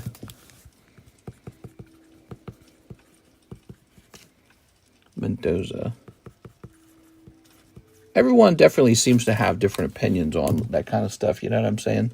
Like I notice when I'm on the internet and the subject of pets and animals comes up, I notice there are some people that are very sort of like they love pets, but I've also increasingly noticed that there are more people who are just sort of like, you know, that's your pet, not my pet, that kind of thing. All right, here we are. Sort of like the people who make you look at their pictures of their kids. They're like, look at my kids. It's like, yeah, that's your kid. Okay, let's grab this. Haha. So this ticks down to a whopping minus 25 is a lot. 130. Mister, you deserve a dog. Oh, thanks. Let's grab this. Very good. I'm getting a Houndour because he turns into Houndoom. Ooh. My old Firestar right over his head. Mister, you deserve a dog. He got it. He just chose not to respond. I know I told my girl that's like $1 chicken drive-thru didn't take him in. Pup cups are a sign of an advanced nation, but they should be deemed in a drive-thru, not a lobby. Let's see. I want Mister to do a thumbnail with the pinky pointing to his mouth like Dr. Evil. That would be funny. Right.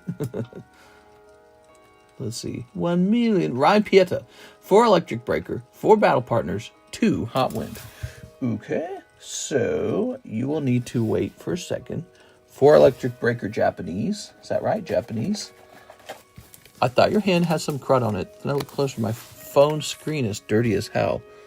Oh yeah. If you see crud on my hands, let me know. All right. Oh, perfect. Perfect. One more box over here. See, I do this. I open up 2 boxes by accident because it gets so hard to find the boxes because they get lost. Guys, Pokemon FOMO is real. Don't regret not buying now. Oh. All right. So, I got to get some battle partners and I got to get some Hot Wind Arena. Bear with me, guys. This will take a minute.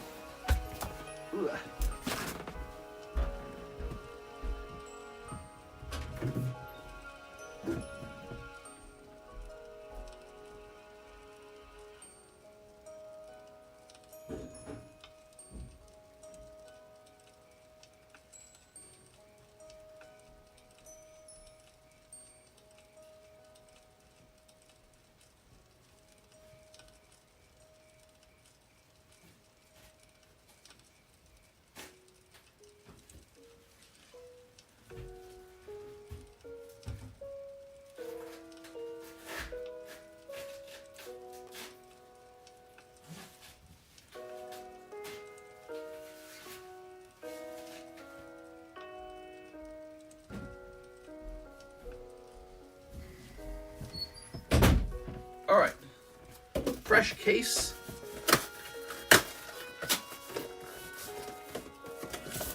Move this here.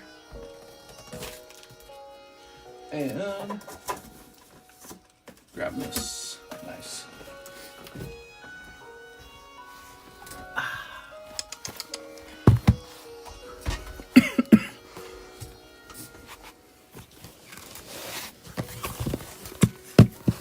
All right, here we are. Ooh. Let's talk about glizzy hoodies. Yeah.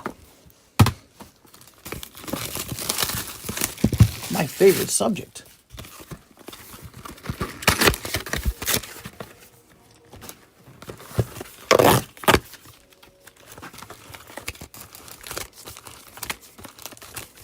Two, three, four. Very nice. And grab this. It has Persian and rocket cars. Hot dog hoodie?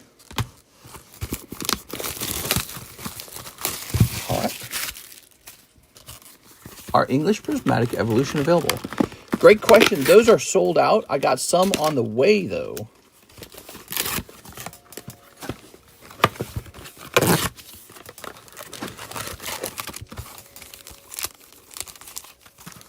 Okay.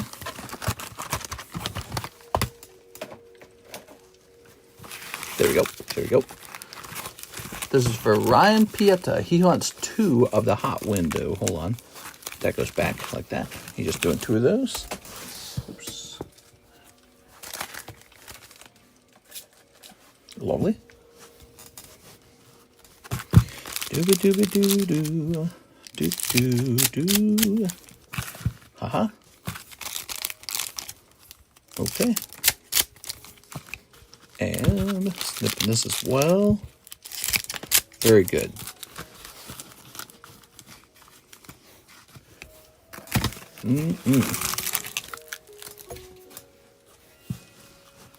Buy Shrouded Fable now before it's too late. LCS pre-orders, anyone? All right, let's see. Cold. Maractus. Look at that Maractus. Lovely Maractus. Cold. Magirna. Cold. Gyarados. Lovely Gyarados. That Persian is dropping already. I just ordered 70 packs of Journey Together. Am I crazy? You're crazy, 6. You're crazy. Here's this. What happened to Steam Siege? Yeah, whatever happened to Steam Siege? Here's Togekiss. Lovely.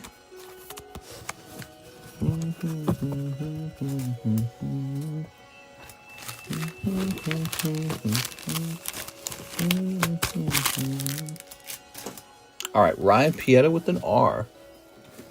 Cold AF. Yeah, that definitely happens. All right.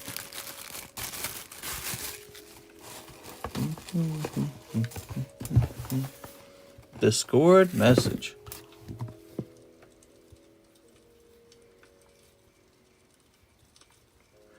To heat wave. Oh, I see what you're saying. Hold on, let me mark this on red for a minute. And let's jump over here.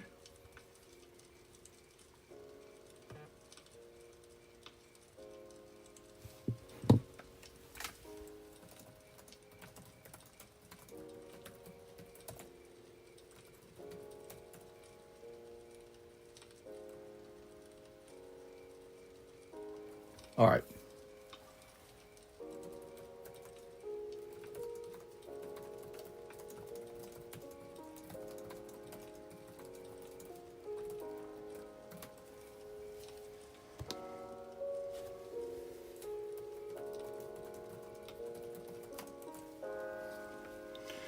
Okay, so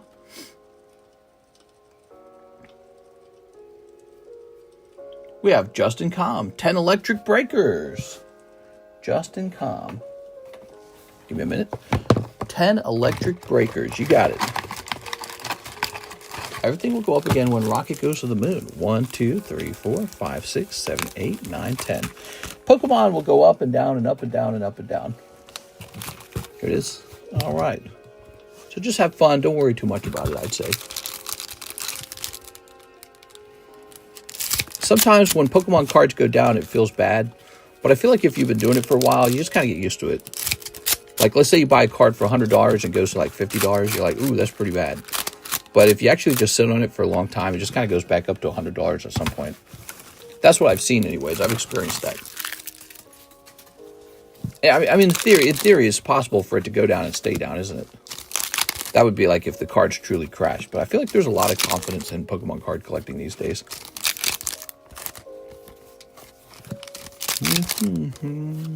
Oh, Jasmine, right? I think her name's Jasmine. Oh, High Dragon. Never sell. Diamond hands for life.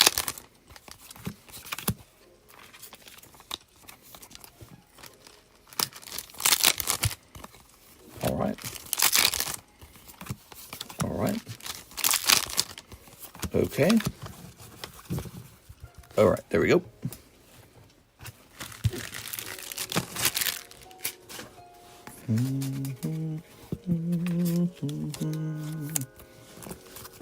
All right, very nice.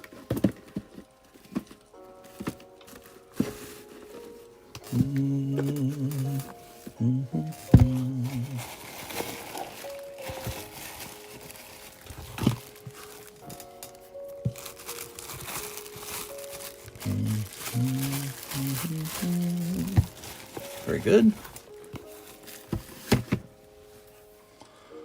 Reshiram is a dictator.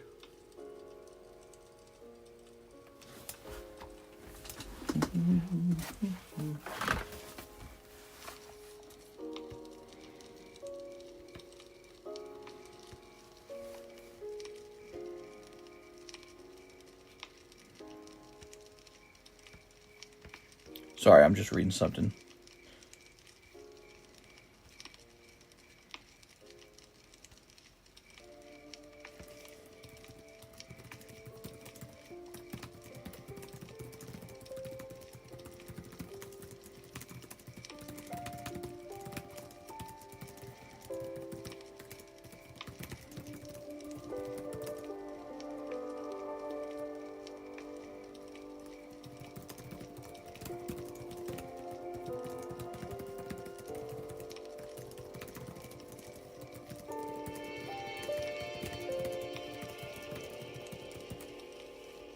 All right, very nice. So, what do we got now? We've got to jump over here. We have Yugi Tao. He wants 1 Korean Tera Festival. You got it. Just one more hit so I can get my Poke Fixins. Your Poke Fixins. Wait, let's go ahead. Hey, shouldn't we choose a new slab about now? I feel like it's about time to choose a new slab. Let's choose a new slab for the rare candy break. So a new rare candy break slab. What should that look like? That should be a pricier slab. All right, I'm thinking that Hello Kitty Adventure Island should be the card. Mr. Typing Fast. I always type fast. Especially when I'm angry. Here's Pikachu Quest sticker. Here's Psyduck. Here's Cubone. Umbreon. This nice Weedle. I like this Raikou, Cleffa, Houndour, Murkrow, Groudon. Those are all nice. Something that really gets your jimmies rustled when you see it. You go, ooh, I gotta have that. Slowpoke. It's gotta be pricey too. It can't be too cheap, because then it wouldn't be a rare candy.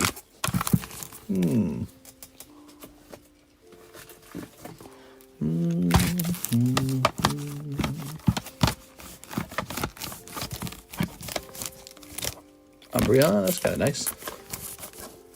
That'd be an interesting one. This Magneton. Tyranitar, Youth Series Hollow. All right, so it's obvious to me that I must have moved some of my slabs, because I don't see my slab boxes where they used to be.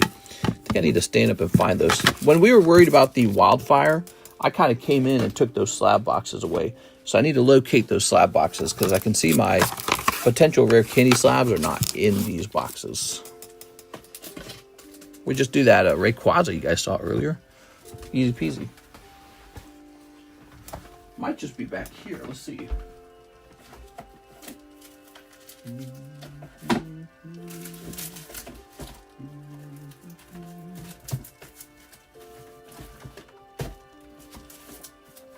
Oh, those are the Charizards. Not this box. Let's see. How about this box, though? Oh, these are interesting. All right, so give me a minute. See some pricey ones in here. Pikachu with gray felt hat. I like that one. Magikarp again.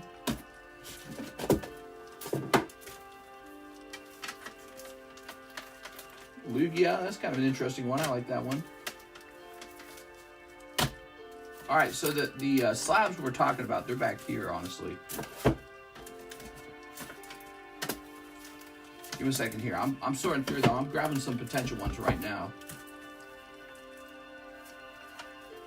That was not a bad idea. I like the Lugia. We've broken Lugia a couple times, though. The Lugia is always good.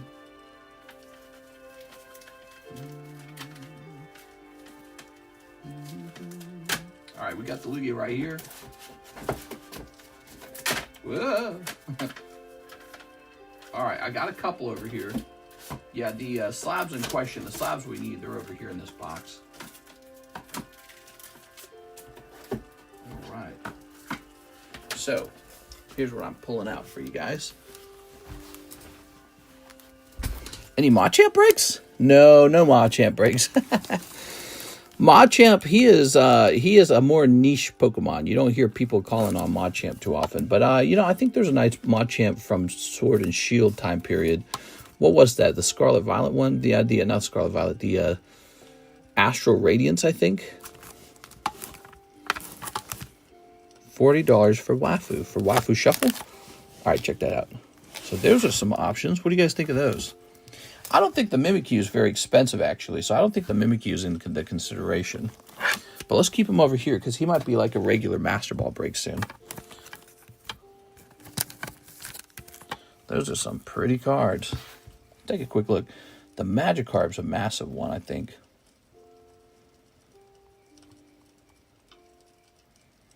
Magikarp, 203. Let's just see about that. Oh, yeah. Magikarp's really cool.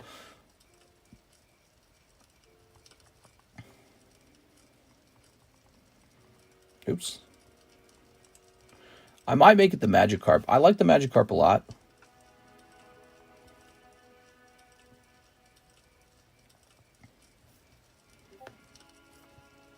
How about this Lugia?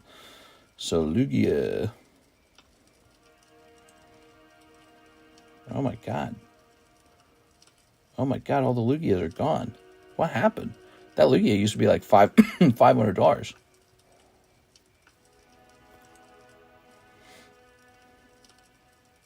Oh my gosh. The Lugia sold for $950 on March 20th. And it sold for $1,000 on March 18th. Holy, that's crazy, dude. That's nuts. Well, the problem is I can't replenish him. There's no more for sale, it looks like. They all sold out. Let me double check. Oh my God. The cheapest one's like $2,000 now. No, wait, here's one. 1,000. No, that's Japanese.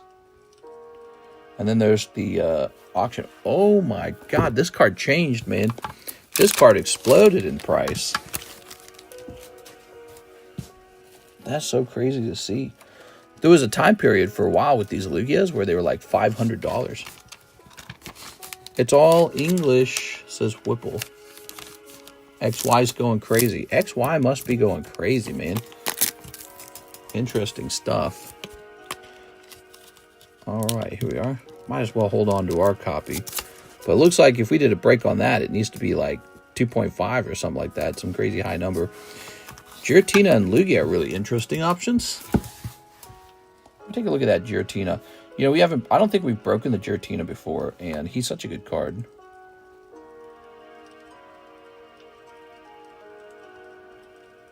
$186.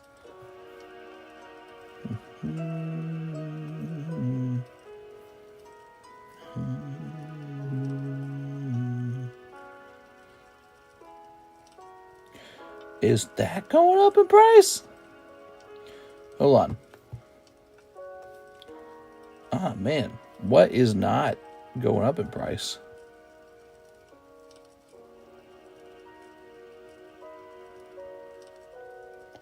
Man, that's crazy, dude.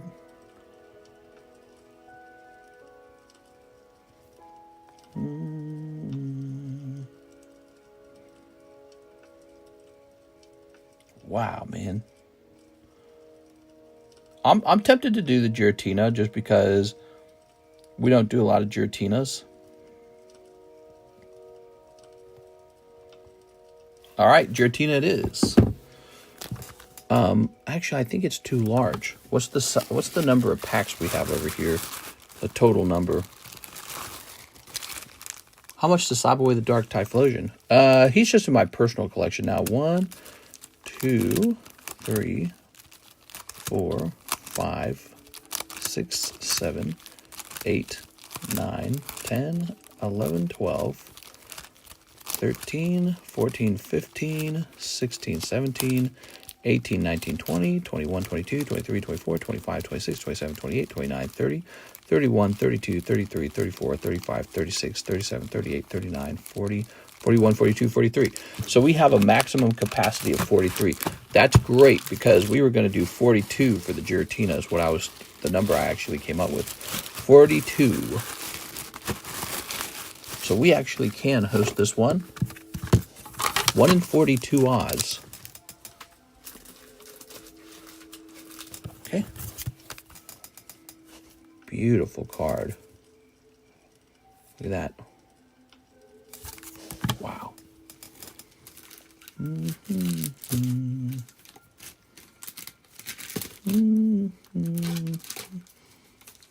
It's okay, everyone. I'm here, says John.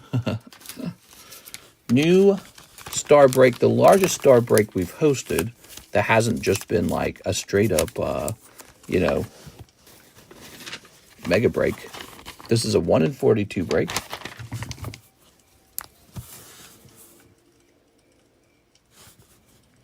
Oh, let's just put it on the slab.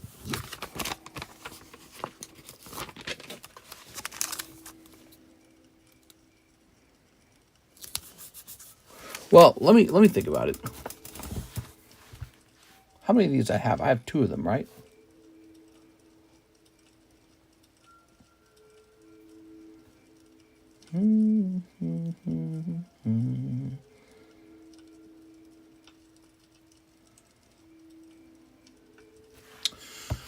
Let me make sure I have 2 of these Giratinas real fast. I don't know where I would store the other one, so this could take a second. Let me make sure I actually own 2. If I don't own 2, I don't know if I want to do it.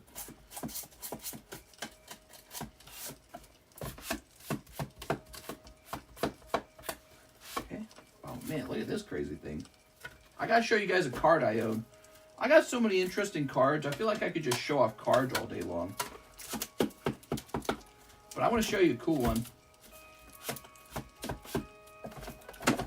Don't go anywhere, okay? I'm still getting this ready. Oh, man, we got all this too, huh? I have a problem. I actually have a problem where I have too many cards. How could I possibly enjoy all these cards at this point? The collection's too large. It's not adding up. All right, so in order to host that Giratina break, I have to have another one. Or Giratina, however you say his name. I don't know how you say his name. Okay, so he's not in these 2 boxes. That might be my only Giratina is the problem. But I feel like I have more than one.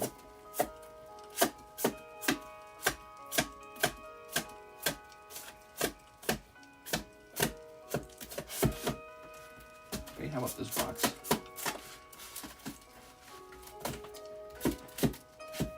Have no fear, I'm almost done.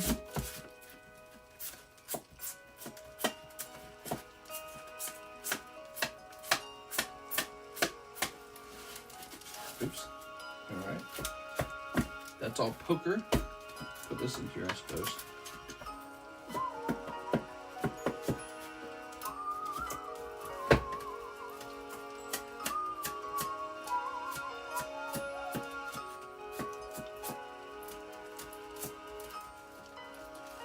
The problem is that might be my only one. I think it is. Well, so if it's my only Giratina, I have to replenish it. So we might not host Giratina. I'm sorry, guys. I got you all hyped up. Also, did you guys see this? I'll bear the burden and take half your collection as a good citizen. Look at that card. Got that for 1.1 back in the day. Pretty neat one. That's cool, isn't it? So Giratina, I think I might hold on to that one.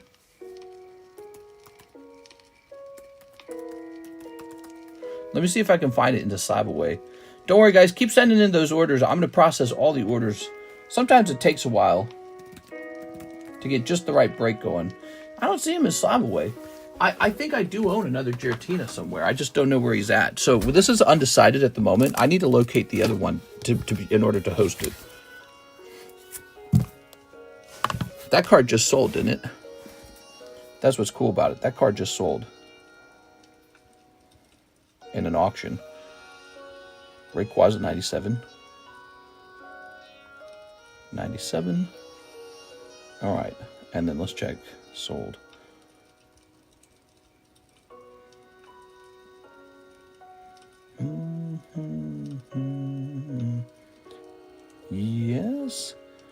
that auction included? Yes. So he sold for 2.5. That's not bad, huh? But okay, so I don't know where the Giratina is, the second Giratina is, but let me process some orders and we'll keep working on it. So Yugi Tao's done. Jean Garcia is next. He wants for Sneaker Bunko Volume 2. All right, so to get the Sneaker Bunko Volume 2, I actually have to get a fresh case. I'll be back. I have to go get that fresh case.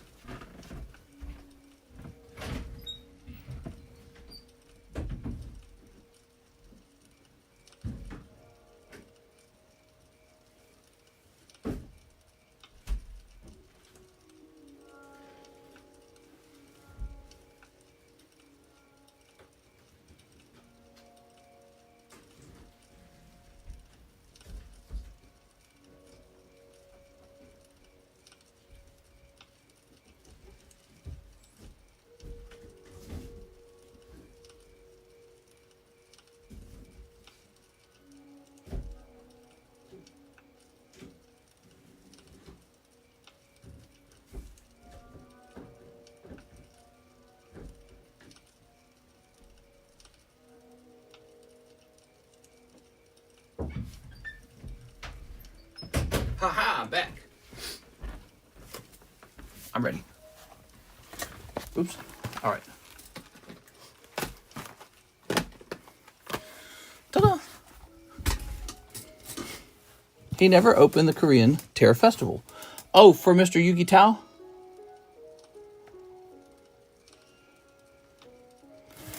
Let me grab that. You sure I didn't open that? For some reason, my brain feels like it did. I guess that's why it hasn't done it yet. All right. Let's get this. Yugi Tao. No, you're right. Let's go get this. Mister, you never did my order. Mr. Yugi Tao, sorry about that. Got sidetracked with trying to find a good rare candy break. It's tricky to find just the right break, you know. You got to find something that people get hyped for, but also that's tastefully priced. We might just do the Yu-Gi-Oh! The Lugia Alt-Art all over again, because I feel like that one's such a good price, such a good value. It's a Sword and Shield Alt-Art too. So I really like that one. All right, what we got? Okay, we got a little Raku. Very nice. Yugi Tao, thank you. Sorry about that. We got you all taken care of.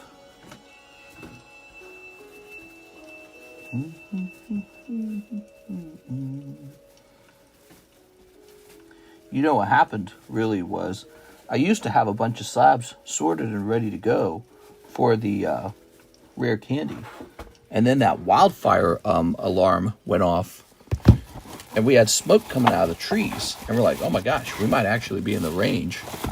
Did you need a new bag? Looks like you might need a new bag.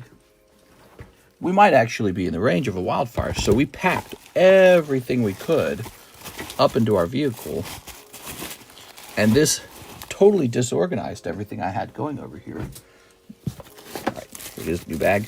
Yugi Tao. Mister should get a Trumpy Bear and put it in the live customs. Instant boost in sales. Oh, man. Some people hate that guy so much. It would definitely cut the sales in half. There it is. Move to Virginia. To Virginia? I'm moving to Virginia. I'm moving to West Virginia. All right, thank you. Now back to it. Jean Garcia. He waited a little while for this. Let's get this open. Did you decide on Vegas? No. No, we're not moving at the moment. We're just working and saving. Working and saving. Here it is. Rosie O'Donnell. Wow, dude. Such a great box topper. Holy. So, Mr. John Garcia, you're going to make money just because you got the right box topper.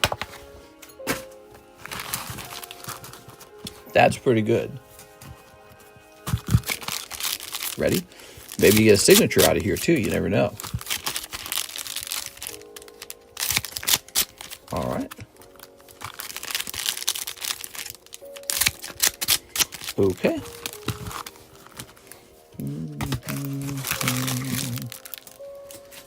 Tossing that away. What do we have here? We've got the Doggy Girls as well. Yeah, love this set. Here's a hollow. Oh, the little, whatever these girls are. They're kind of in panties. It is lovely. McGuman.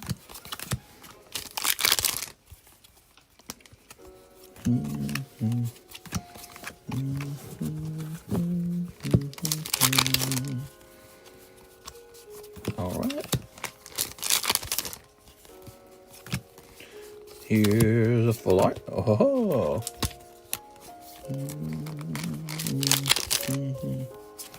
Here's a full art. I think that's 3. So I believe your box is done. Aha. Aha. Aha. Here's a hollow. And here's a hollow. And here's a hollow. Very nice. Jean Garcia.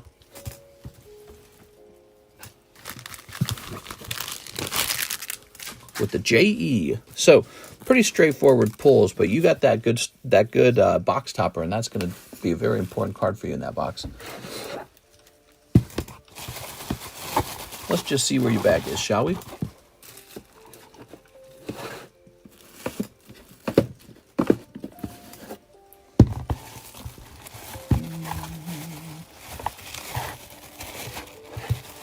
You got a bag, right?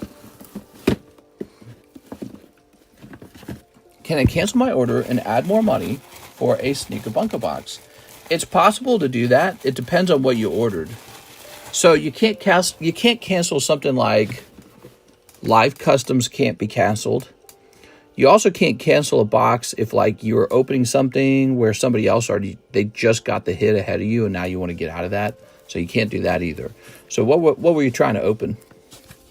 We are. Waifu Shuffle? You can definitely cancel Waifu Shuffle. That one will be fine. New bag, Jean Garcia. Let me know if you guys need a new bag when you order. It saves a lot of time.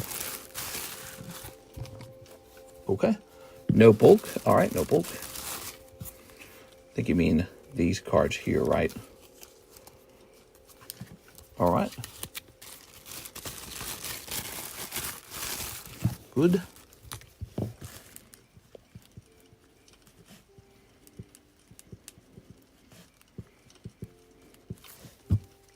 Okay, cool.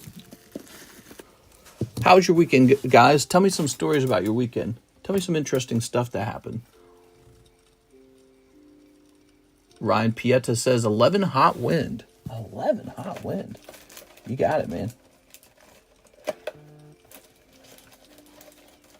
Okay, so Chensek Vong sent him for a Sneaker Bunko box.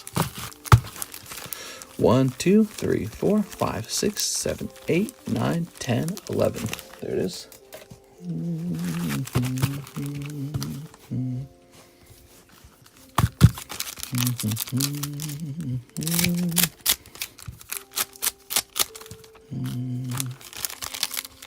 Snipping this. And snipping this. Good. All right. I got stranded in Germany due to London Heathrow Airport shutdown. Fun times. Back safe and sound. Nice. Sorry about the missed flight then, huh? That sucks. Ooh, Roserade. All right. Cold. Here's Electivire. Oh, lovely. So lovely. Cold. Cold.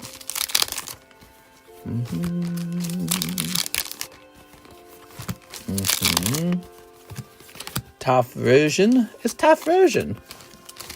Rawr, he says. Ho-oh. First time in history the airport was shut down for a day. Really? Yeah, that is pretty severe. Something must have been going on, huh? Was it like a security threat? What was going on? Oops.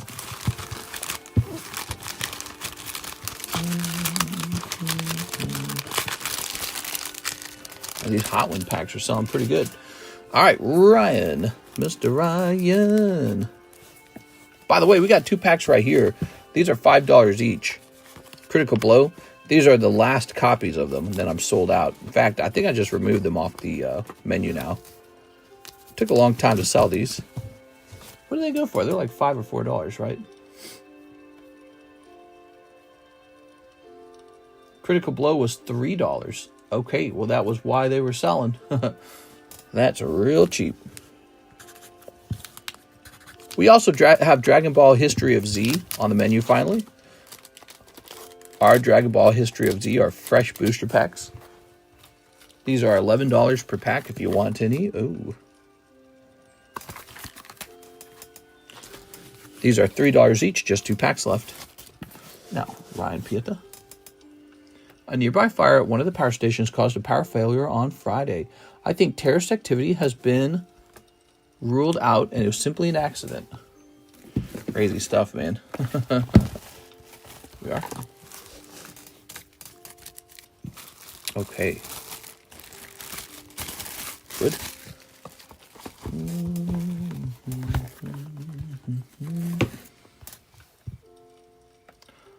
Okay. We have an order now from our friend Omar. 5 Hot Wind again. Hot Wind is popular. You ever attended a protest? 1, 2, 3, 4, 5. The only protest I've ever attended is the pro-life march when I was a teenager. It has been to the pro-life march 3 times, actually. I came from a family of 11 kids. Naturally, my family were against abortion. Why else would they have 11 kids? And there were all these opportunities to go because the Catholic Church and the youth groups, they all helped you go for cheap. So, you know, it'd be like $75 and you'd get to go to Washington, D.C. for 3 days. I guess that would count as a protest. And all these years later, Roe v. Wade was actually overturned. Pretty interesting. Ooh. Don Donzo? What's this guy's name again? It was really interesting times. Never done anything like that in life before. All right, Mr. Omar. Such a giant crowd of people. It was so weird being amongst them. But, you know, so that means I got to go to Capitol Hill 3 times. And not just that, I went to stuff like the Holocaust Museum and other museums out there, too. Got to stay in a hotel room in Washington, D.C. It was pretty neat. There we go.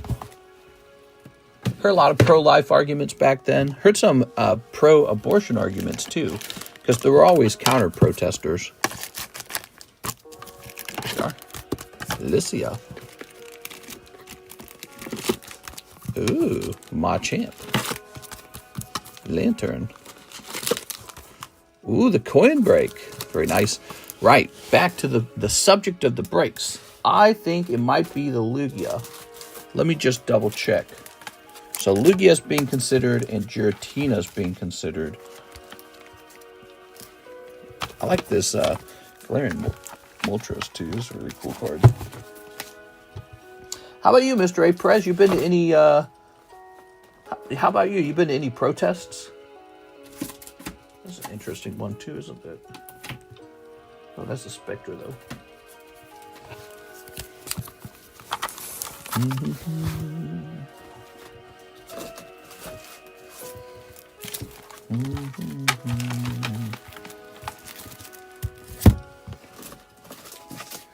As an adult, I don't like protests. I think it's a waste of time. I don't think you really change anyone's mind in a protest. You know, when's the last time that the people you don't agree with hosted a protest and you said, you know what? They're right. I just don't think it's a thing. Oh, that's nice. What about you guys? You guys ever attended a protest? Yeah, I attended a pro-choice protest. I remember I was on a protest, a pro-life march bus trip, and there was this cute girl who really had a huge crush on me, and she sat just in front of me on the bus, and she would lean back in her chair. She'd like peer over the side of the chair just to look at me. It was really fun. Good times. We were flirted like for 12 hours on that bus, or however long that bus ride was. It was a long bus ride. So, that was a lot of fun. Very memorable. How's this Lugia alt going? I feel like the Lugia alt should be hosted as often as we can if it's a good price. Okay, let's see.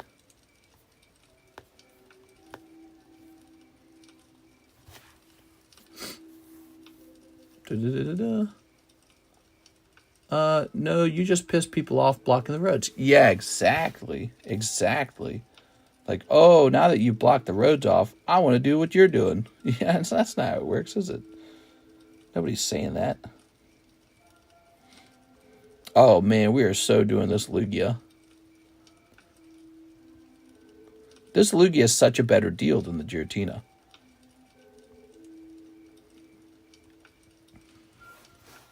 I protested the Iraq war on George Bush's ranch in Texas back in the day. Law. We are? Yeah. I'm George W. Bush. I feel like we should increase our holdings on this Lugia. This Lugia is so ridiculous.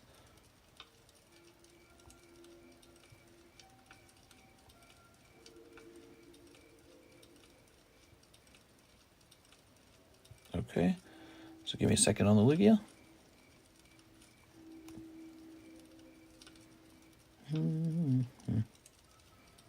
Protests are for people who don't have any real-life obligations. Yeah, exactly. When I was younger, I was a teenager, and I could just go to the pro-life march. Like, you know, it's like, I was homeschooled, too. You know, I could just go. Okay, well, we're going to host the Lugia for 26 spots and an additional spot for the star card. Lugia break it is. That was easy. You know, the Giratina is nice, but he's so expensive. Whereas the Lugia is at such a much more desirable price point. So Lugia it is. Nowadays, you have to wonder if the protesters are real or if they've been, like, paid to be there. You know what I'm saying? The fact that Republicans and Democrats can actually hire people to do the protesting makes it all seem a lot less believable. There it is. It's all just like a fake reality. So, I mean, if you think about it, the reason I got out to Washington, D.C. wasn't because I could afford it as a teenager from a big family. We couldn't afford that. I was able to go because the Catholic Church was subsidizing it. So my whole trip, which could take like 4 or 5 days, 2 bus rides, multiple days stay at a hotel, food was paid for. That was paid for by the Catholic Church. The church subsidized it, and I had to pay about $75 for that, which is nothing. And so that's, you know, I think that's what goes on with a lot of protests. A lot of protests aren't real. They're just sort of like paid for by somebody. So I see protests now and I go, yeah, no thanks.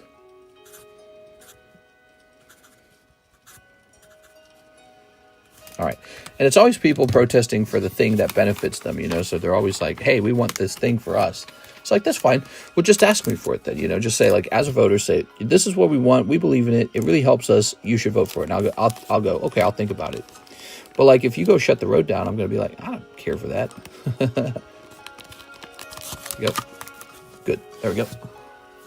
Real protests are intelligent and come down to where you throw or you don't throw your money. Mister, did you see the news with Assassin's Creed Shadows release? Oh, man, there's been so much news between that and the Snow White. I've been watching reviews on Shadows, Assassin's Creed Shadows as well. And that game gets dookied on too.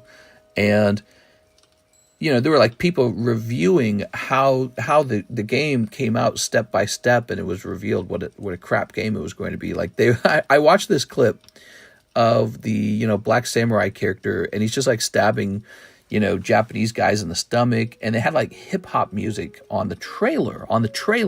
Ubisoft thought, let's play hip hop music. This is feudal Japan, but hey, he's black, so he's gonna stab these Japanese guys with hip hop music to it. And it's so tone deaf and so out of touch with reality about you know, maybe the significance of the time period. But yeah, it just felt really silly. It looked kind of bad too. Like, there's just something about it that doesn't feel right. Like a black guy going around stabbing a bunch of Japanese guys in feudal Japan. It's just something about it just doesn't land right. Joseph Albrecht, 5 Poke Shuffle. You got it. People didn't buy and they both failed. Yasuke Simulator, which is a crappy knockoff game, has more viewers on Twitch than AC Shadows Wall. Wild. We are 1, 2, 3. 1, 2, 3, 4, 5. There we are. No, it's a huge egg on their face moment. Tone deaf video game company, tone deaf Disney. They don't know. They're so out of touch with reality. They are so in their own smarmy bubble of, like, you know, the narrative or whatever, politics. And they don't know how to make a product that sells. That's the bottom line. Got to make a product that sells. Whether you put politics in it or not, it's got to sell. You can't break that rule. It's got to sell. You know, you don't get to be in this position of influence and power in society unless you can actually sell your game. And they clearly cannot do that. Joey Albrecht. The LGBTQ scenes in the video game are so out of touch with reality. It's crazy. Like, they definitely were not doing that back then. So this is a black gay samurai in feudal Japan. What? What are you talking about? You know, like, the Japanese government's like offended by this, and they're complaining about how, you know, the ability to damage the shrines in the game is going to lead to people damaging the shrines in real life. Next up, we got Chenseg Vong. He wants a box of Sneaker Bunko, which I think is a legitimate concern. Plus, it's sort of like, you know, it's just disrespectful, maybe. I don't know. It's an interesting thing. People didn't buy, and they both failed. You know what I'd rather do than buy a ticket to Snow White and buy Assassin's Creed Shadows? I'd rather buy some Pokemon cards. You know what I'm saying? Just get some Pokemon cards. That's a solid, like, $100 of Pokemon cards right there. All right, Chensei Vong. People are ready to face and damage the shrines. Yeah, so I heard about that. The Japanese government was complaining about the video game allowing you to deface their shrines, which actually exist today. And they have a problem where people vandalize and deface the shrines. And since you could do it in the game, they're like, what the hell? You're just making it worse. We are. But, you know, video games do a lot of stuff like that. Like, think of Grand Theft Auto. I think the real reason there's going to be so many complaints is because they're so offended by the rewriting of history.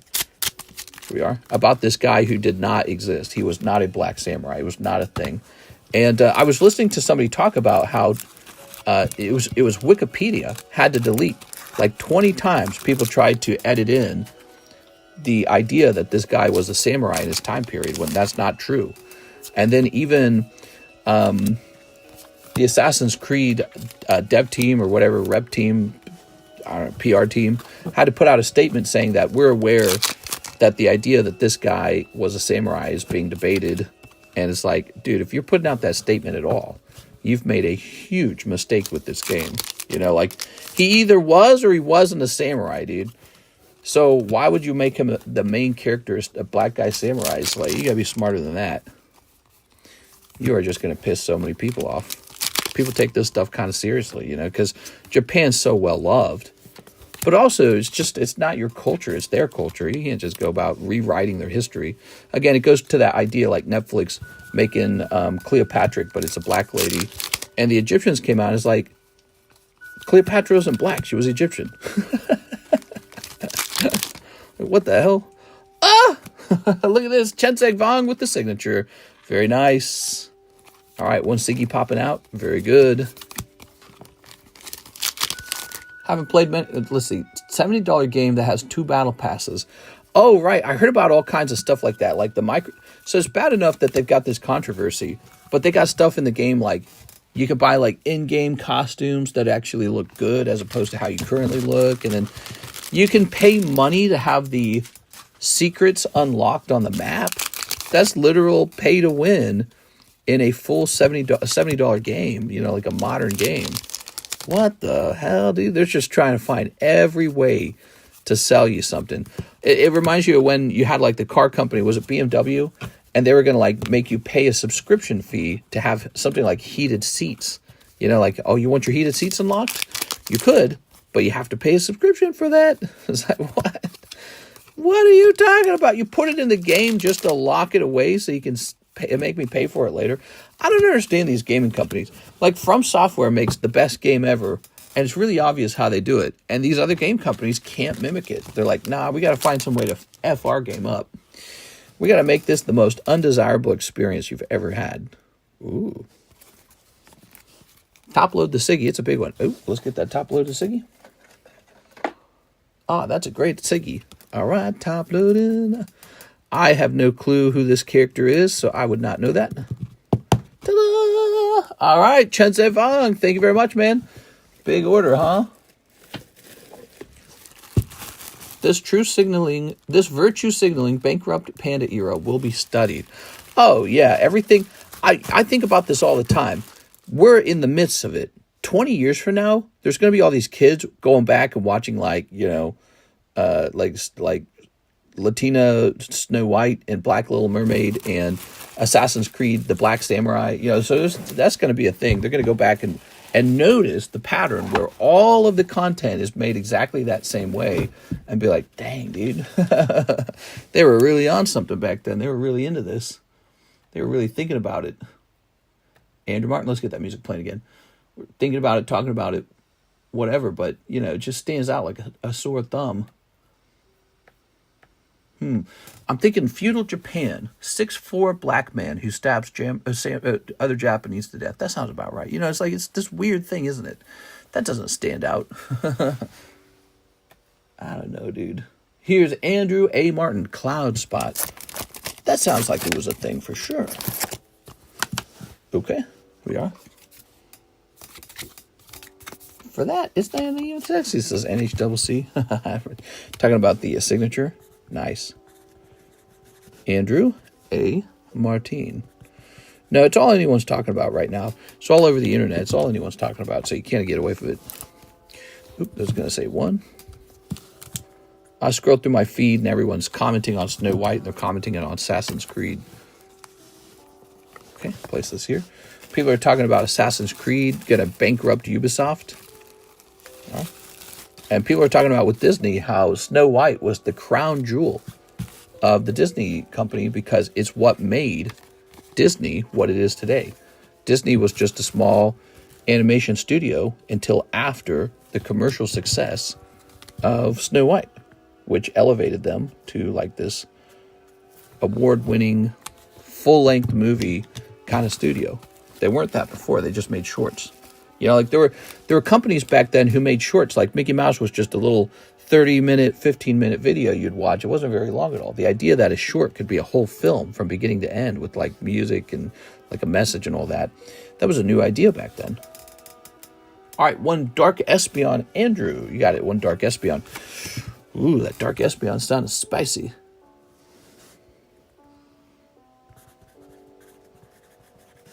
Andrew A. Martin. I've been listening to some people say that the Snow White movie is the worst thing they've ever seen in their entire life in cinema. What the... It's crazy stuff. Although I think for me, it might still be The Last Jedi. So we are looking for... the Pokeball. Haha. I remember actually that time period when Last Jedi came out, and it was the same feeling. There was just video after video after video made, and they were all hit pieces because there were so many angry people. There we go. That's 7 out of 16. 9 spots remain. The best meme I've seen is the summary, follow Johnny Somali as he is transported to feudal Japan. Oh, no. They paid respect to it by releasing this abomination. She's mid Brandon. Who's mid? Haruhi is God. Oh. what makes it even crazier is you can just run through towns, destroy everything, and kill innocent Japanese people with no consequences. Not a good look when you're playing the only black guy.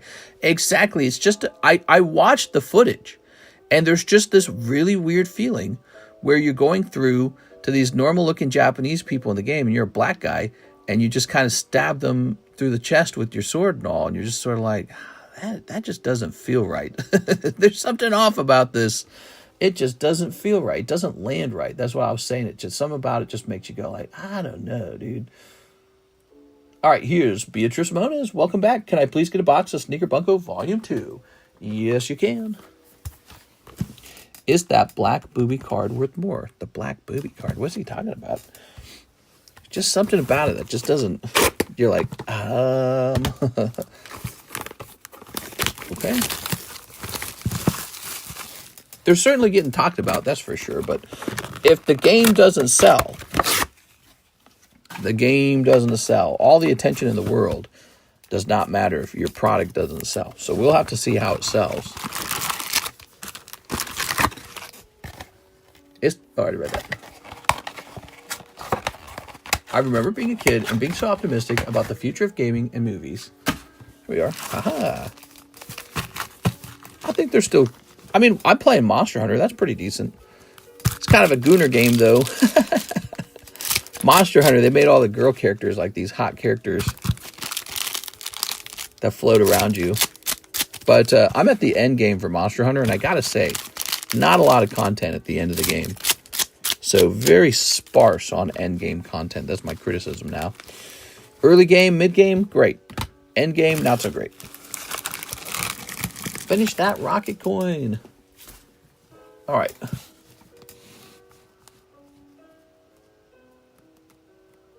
Gooner, no gooning. Okay, so here's Beatrice Moniz, and he's got... Here's a hollow, and here's a hollow. Here's... Ha-ha! This girl again. Admiral Lady. Her name is Admiral Lady, and she's an admiral. The dragon is kicking my butt. The dragon... Here we are. So I'm at the end of the game. I got all my optional quests done in Monster Hunter. So now it's just sort of like grinding for gear. And it's not that exciting to grind for gear. The final monster, he's way too easy. Everyone just kind of creams him. He's dead in like you just get on any team and play moderately well and it's over. So they need deadly, deadly monsters to come back. Like monsters that can wipe the team, that needs to come back. And monsters where the team has to think about how they're playing. So when people were complaining that the game was too easy, I get it now. They meant the end game is too easy. Nothing to do. Nothing to do in the end game. Everyone's just sweeping, man. Sweeping that monster so hard. We are. Okay. Yeah, monster's getting drilled hard from the back and the front. And Monster Hunter needs to release their first DLC quickly or they're going to lose a lot of players. They're going to lose some attention. You'll wait for the DLC and you'll like it. Yeah, exactly. They got to release that DLC. To me, it almost feels like they're going to release this DLC, right? And it's almost like they didn't need to do that. My bet is they might have been holding that content back a little bit.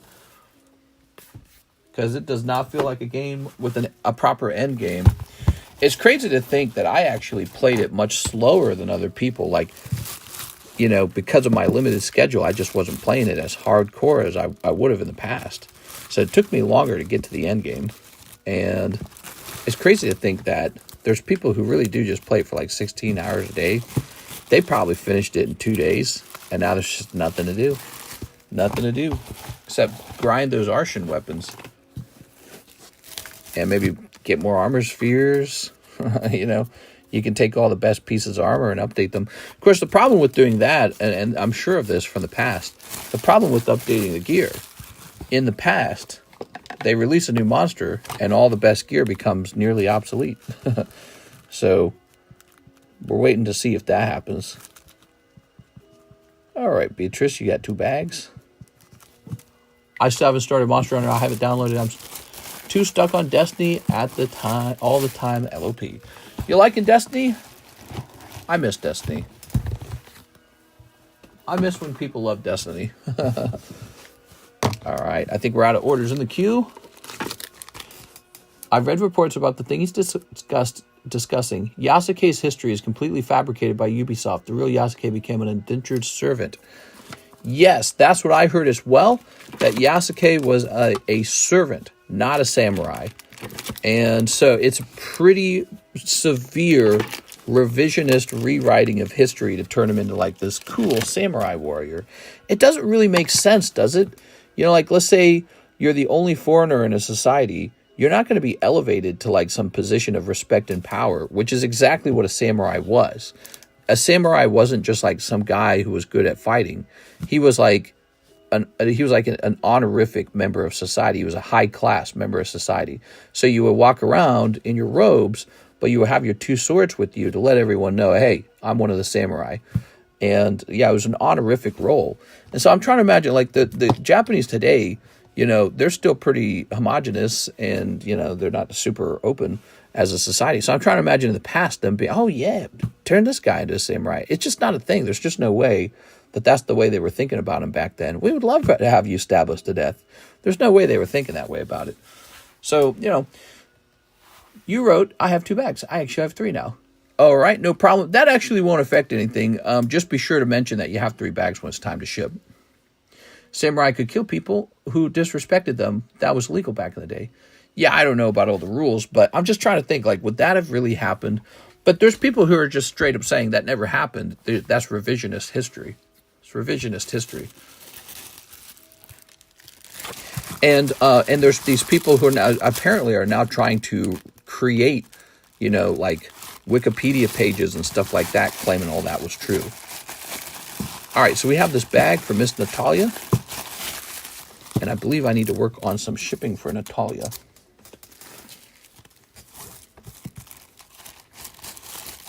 I'm a samurai. Actually, I have 2 pieces of shipping I need to work on.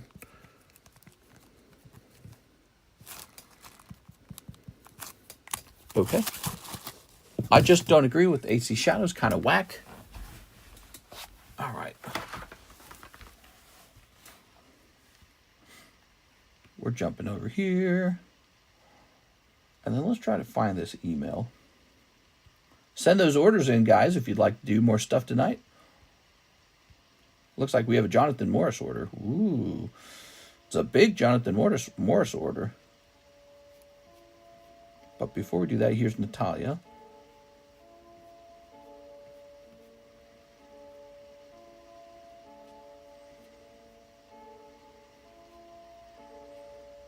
Okay, so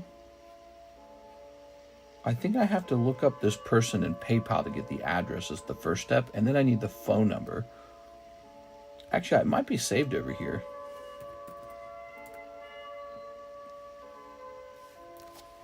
Looks like it's not saved. All right, so I'm logging in. Britannica is a fact. Checked in Encyclopedia Sci-Fi. I figured that's the safe spot. It never would have happened. The Japanese were notoriously racist. Yeah, exactly. They're still kind of racist, right? So they're notoriously racist as a people, and they're a closed society. And it's just the whole idea of them turning this guy into like this honorific role with 2 swords. Like, yeah, I'm one of the samurais. Like, are you sure? That doesn't sound like Japan at all. Well, they were more woke during feudal Japan. Were they? I just don't think that's it. There's just no way. But we weren't there, so I don't know. It's possible, I guess. But there's people saying not at all. Okay, let's try this again. Give me a minute. So I'm trying to find this person's address. Here it is. I found it. Okay. Can you do shipping for what I have now? Okay, let me click on this. And where's this going out to? This is going out to Canada. Oh, Canada. All right, so it's a Canadian shipment. All right, click here. This would be the province. Hit OK on that. Let's get the email.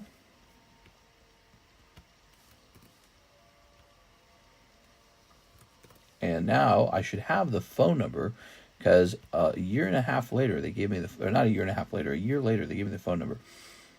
So where's that phone number? Here it is. There's the phone number. Okay. Good. And now let's go ahead and try and get this printed.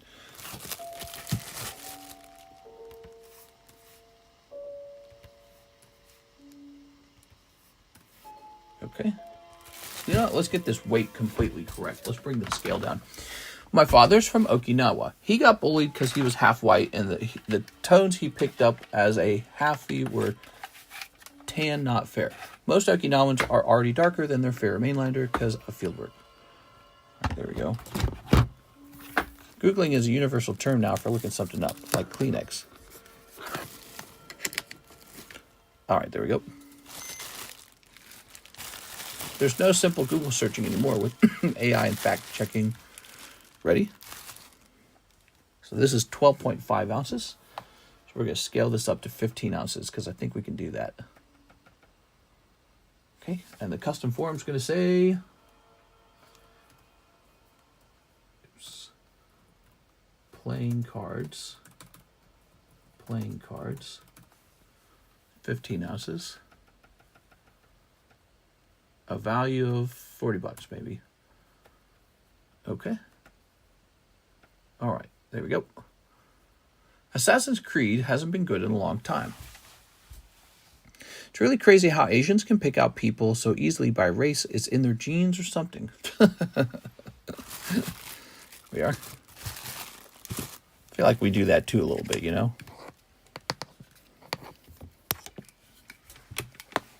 It's 2025 and race is a big deal. Everyone wants to talk about race. Everything's about race now. Maybe that's a sign that we're a super advanced society, you know? Maybe that's a sign that there's nothing else to talk about, right? Okay, there we go. And print.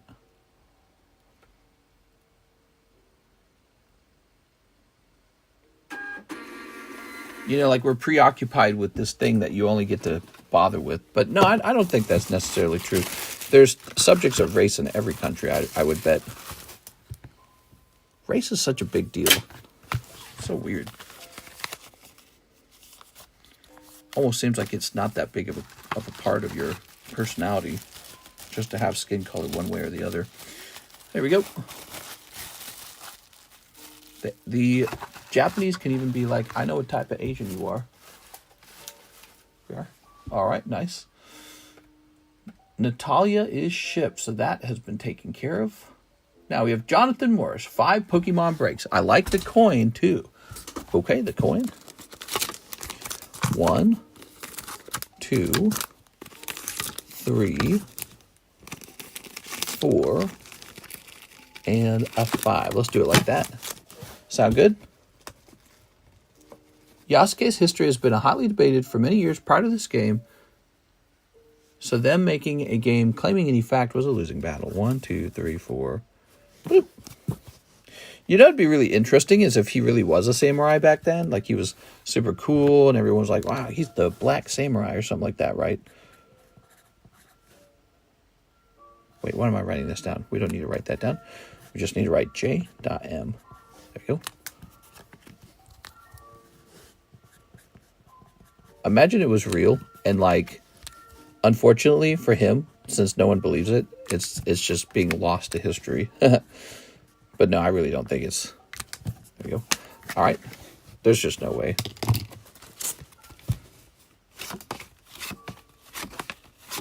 There's the Mega Sublist, and you're not on it, and now you are. JM. Okay, so you're taking a shot at that spot in the Mega Break. Good, good, good. All right. Okay. Now, let's go put these in here. We've got, the coin. Oh, right, the coin break. Coin break's going to be over here. Grab this coin break. Ta-da. It somehow feels even more racist. Look, the black samurai. Yeah, man. There was, like, no way to do this and not have it be some kind of backlash. All right, there it is. Pokeball. Very good. That's the irony of virtue signalers. They end up being the people they claim to hate. So the safest bet is probably just not touch that story. Here it is. All right. Yeah, actually, if you think about it, this Assassin's Creed could have just been like a cool feudal Japan Assassin's Creed, and it could have probably done pretty well. Okay, we need this bag back. Moderately well, at least, at the very least. They kind of gave that up. This ticks up by 1. Okay.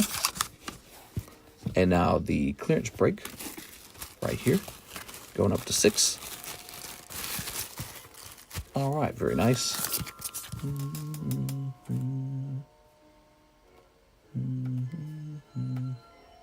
Poor Ubisoft. Poor Ubisoft. All right. So this is going to say 6. Lovely. 6 out of 14.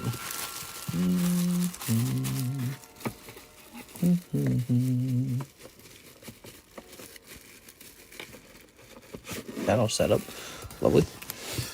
Good. All right. So now we've got, what do we got next? I think we're out of orders. Yep. The queue is clear. If you guys want to place an order, feel free. This is 5 spots away, 8 spots away, 26, 5. No, this is 4 spots away, and this is 8 spots away. So we've seen some pretty good progress on all these slabs. This one's really interesting. Look at that, beautiful. The Master Ball break. That's a really good one. Partial swirl up here, by the way. This one's definitely going to finish. The Dark Espeon has been a really good card over time. Here's Blue Eyes White Dragon. Politics have always been in fiction, but it was an add-on after the creation process. Here is Electivire. I guess the trickiness with having to get political is you better hope that your politics align with your buyers to some degree. You know what I mean? Like if you have if you have a political perspective that people are just not vibing with at all, like they're not even considering it, you're just throwing away your chance to make money. But you're right. Games have typically had, most stories have had some elements of moralisms or maybe just direct politics in it. You know, so it's just part of writing a story about right and wrong and stuff like that. And you better hope that your values align closely with your target audience. Create good fiction first and then insert something into it. Incredibly fortunate that you're someone in the middle then. You can't always please everyone. Going political in any media is already losing half the consumer base. Well, like that's the thing, you know.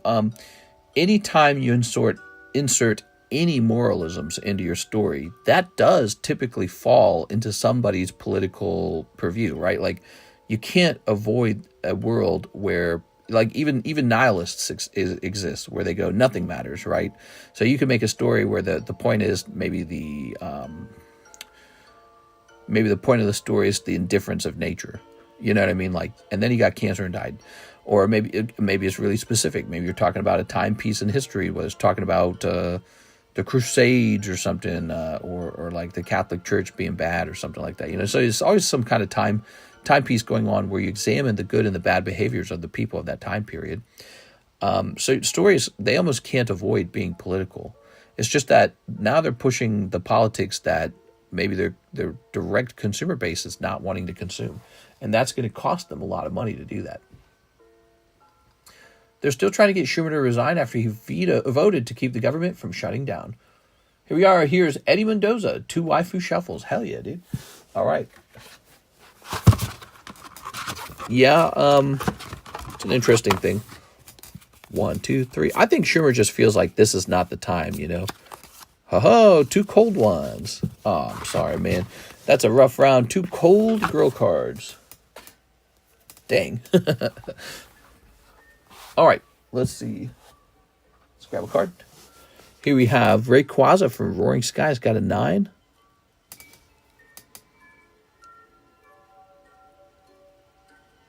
Wow, it's such a clean card. This got a 9, huh?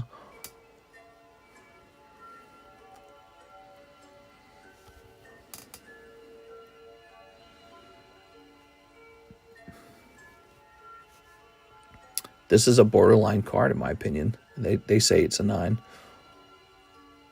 It sucks. I lost so much money because that came back a 9. That's a 9, and you'll like it, mister. I feel like cracking it, setting it off to tag, or sending it off to CGC. Shutting down our government is a harmful way to protest Trump. Well, also the fact that, let's say they do shut it down because they're like fighting Trump.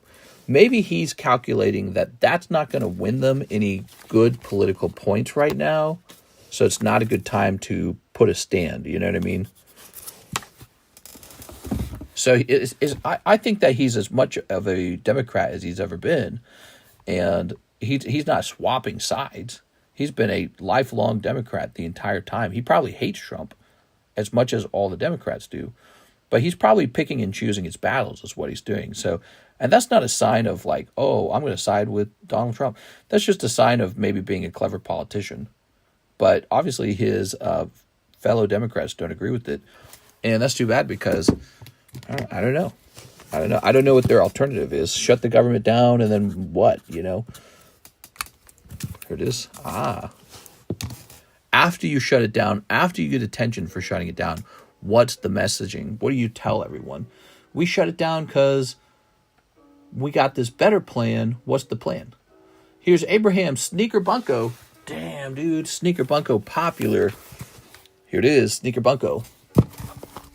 Having people always look this deep into AC games lore. I can't remember doing that when I played those games. Oh, have people always looked that deep? I don't think they have, but it's just this particular setup. Here we are. All right. You got to go watch a clip of that trailer where they show him the black guys Yasuke going around killing Japanese guys in feudal Japan to like hip hop music. They got like it's like a combination of like feudal instruments from that time period, but they turn into like hip hop. They play that song during the trailer. You watch it, and you just go like, "What am I watching? Am I watching a crime?" And so yeah, it does have this element to it that's like Johnny Somali, and it's not a good. It just doesn't feel good. It's like a bad tasting bake. It's like a bad cake. Stodgy. The flavors just don't match. Yeah. I'm getting the cherry, but not the brandy. Yeah. I watched too much British baking show recently. I need to play this game. Tossing this away. There was a few things, but this one was really bad as they were pushing the virtue signaling hard. There was a video of some Japanese people doing analysis on the trailer. It's really bad. What do we got? Oh, yeah. Very cool. Here's a hollow. Good. Here's a hollow. Nothing about that game is an accident. It is methodically and deliberately designed and created. They knew what they were doing, and the fans knew it, and that's why the game is bombing. Yeah, I mean, I don't think anyone sets out with the whole team with the goal of bombing, though. You know what I'm saying? There's just a disagreement between what the consumer wants and what the creative director of the game wants. We are. Okay. Very nice. Like, send me in there. I'll go fix it.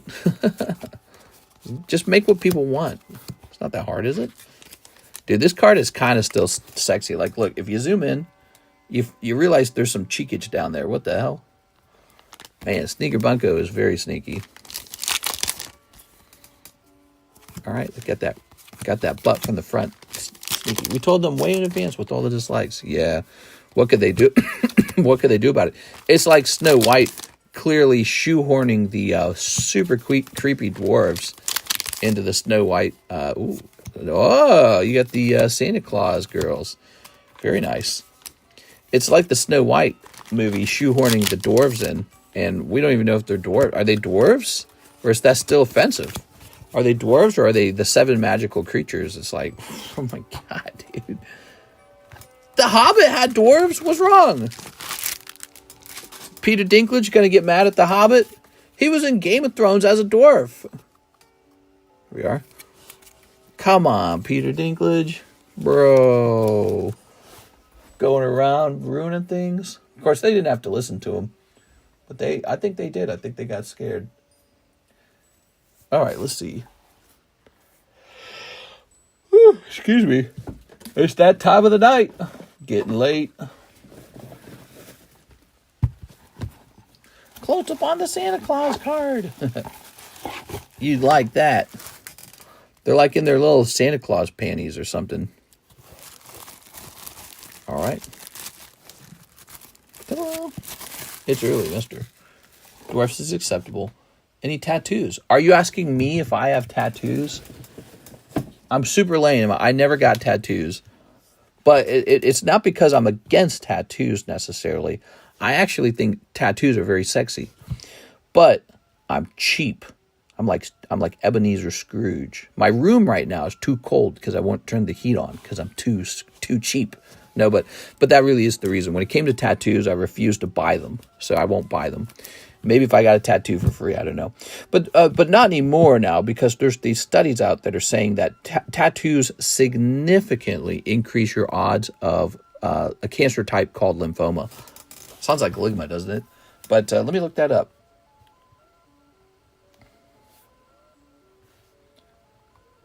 Cancer linked to tattoos.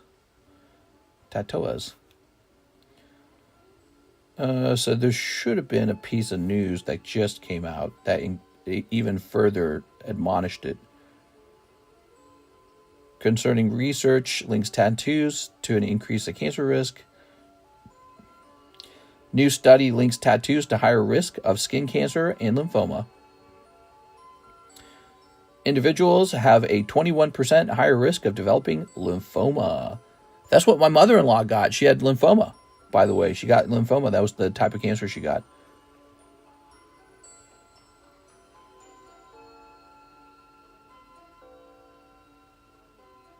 Tattoos larger than the palm of the hand increased your risk of cancer by nearly 2.4 times. Wow. The rate of lymphoma is almost 3 times higher in individuals with large tattoos compared to those without tattoos. The researchers noted when tattoo ink is injected into the skin, ink particles migrate and accumulate within the lymph nodes, potentially affecting the immune system and playing a role in cancer development. We can see the ink particles accumulate in the lymph nodes and suspect the body perceives them as a foreign substance. This means the immune system tries to respond constantly to the ink, and we still don't know if this persistent stress weakens the lymph node function or have other health consequences. Crazy.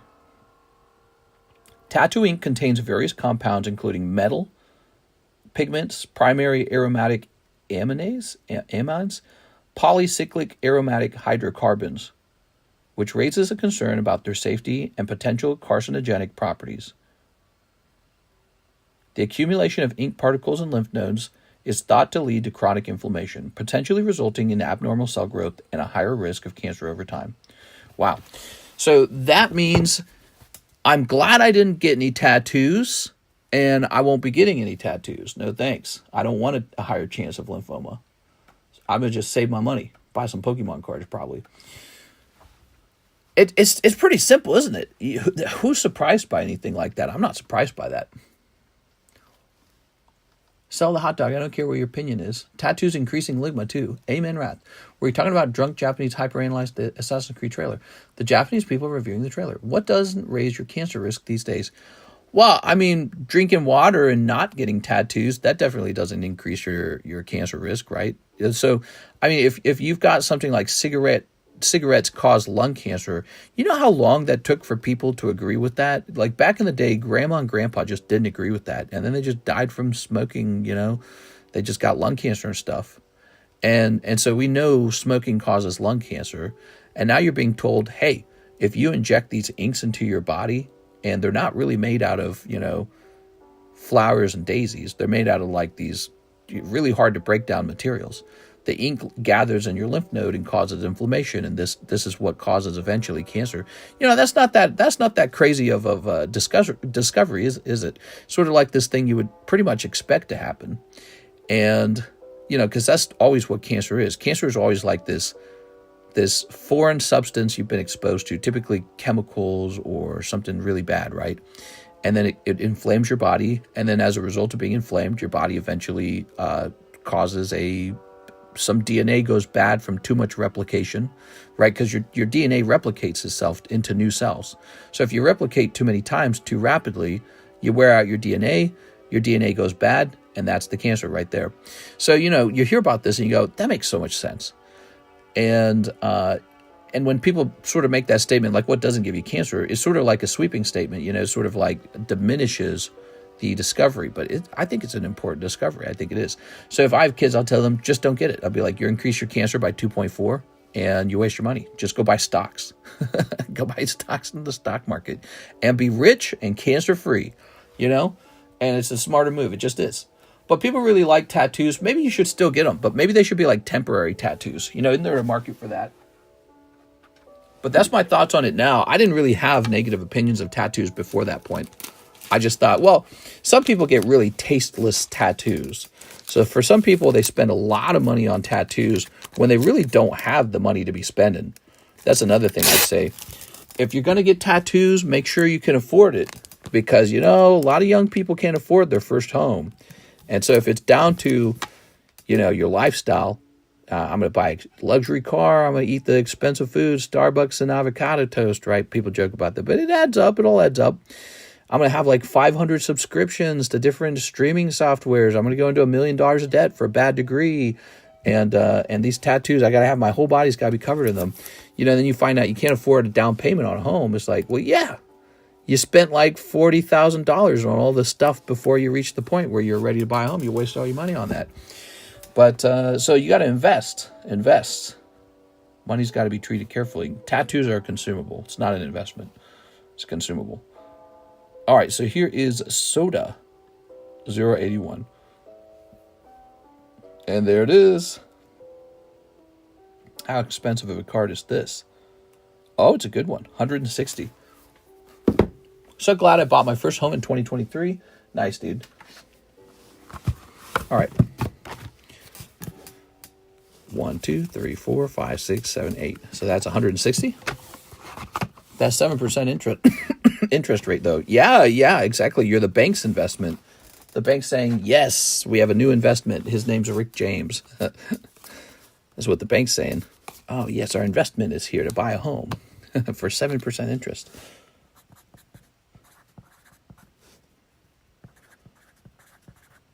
Yeah, knowing all the things I know about tattoos now, in the past I would have said the biggest problem is the cost. Now I'd say the biggest problem is the tattoo gives you a higher risk of cancer, but also the cost. Right, that's what I do now.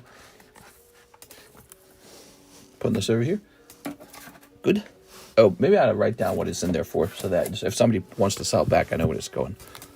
What I put it in there for. So 160.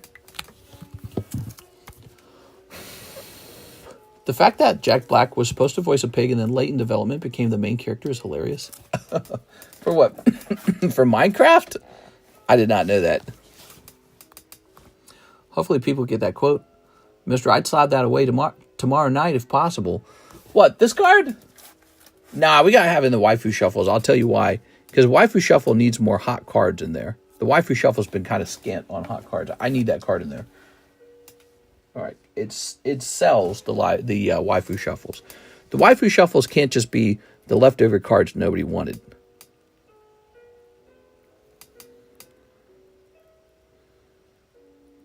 I am so ready to regrade this card. He got an 8.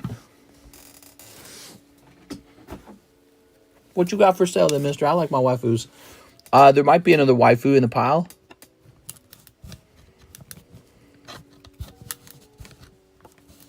I'll be grading a lot of waifus over time. I think waifu slabs are an area of the market that I've been ignoring, and I want to change that. I'm going to start actually not ignoring that.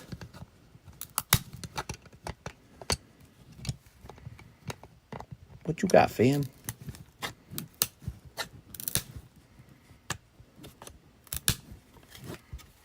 That's the greatest show of all time. Send Mr. Proper Slab Crackers watches him hack /slabs without them. I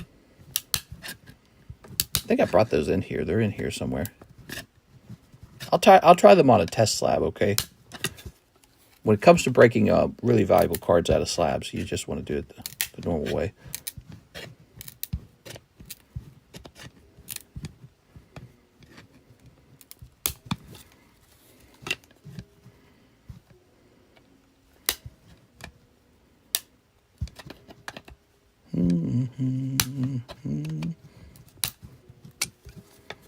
What we like to do is we like to just weaken the slab a lot.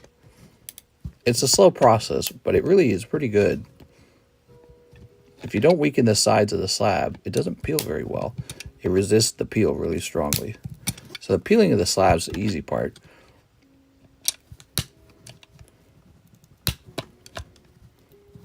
There you go. Okay, so collect PSA labels. No.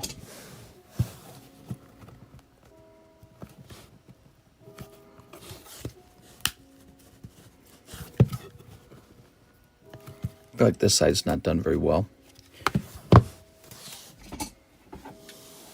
I'm sick and I just dookied in my sweats a tiny bit. Let's see. Yeah, it's better to have it slightly open.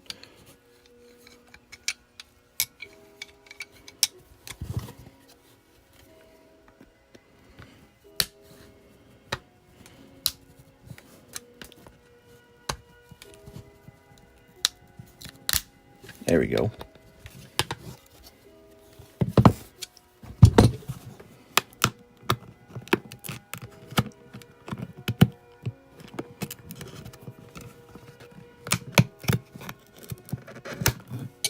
All right.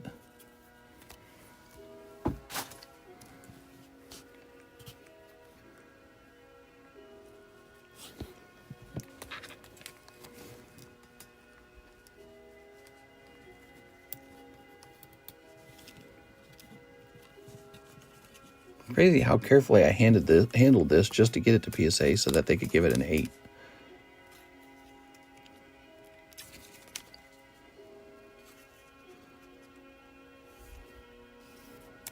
All right, maybe it gets an 8 again. I don't know. Maybe it gets worse than an 8.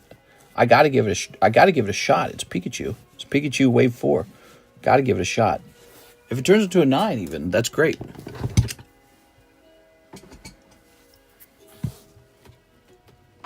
PSA 7 now. Could be. Could be. I don't care because it's going to sell for so little as an 8. It's going to sell for so little that I might as well give it another try. It's going to sell for like $40. What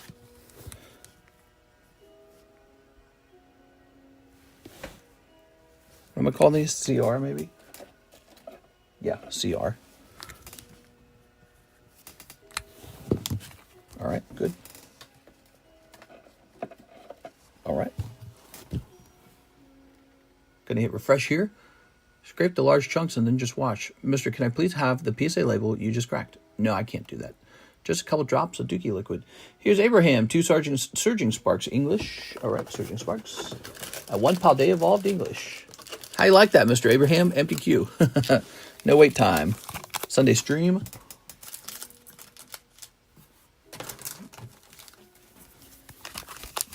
I have a lot of those slabs to crack, actually. I'm just going to be cracking all those. Regrading them. PSA lost me a lot of money on that submission. And maybe those grades were well-deserved. Maybe that's exactly what the card should grade. But those Topps cards are really fascinating because I feel like if the person grading it just defines the issue on the card, it's just sort of like part of the card. Boom, you have a 10. Crocolord. You know, those are some old vintage cards, and people, I don't think they always know how they want to grade them. Little Robska. Okay.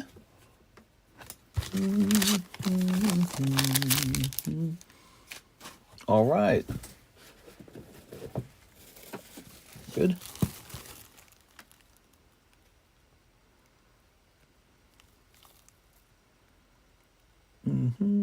Okay, back. There we go. So, Crocolore.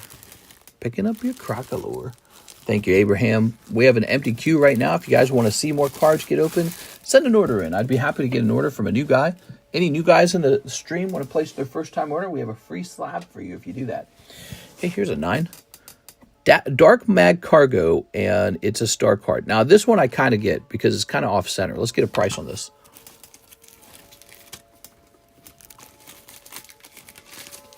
All right.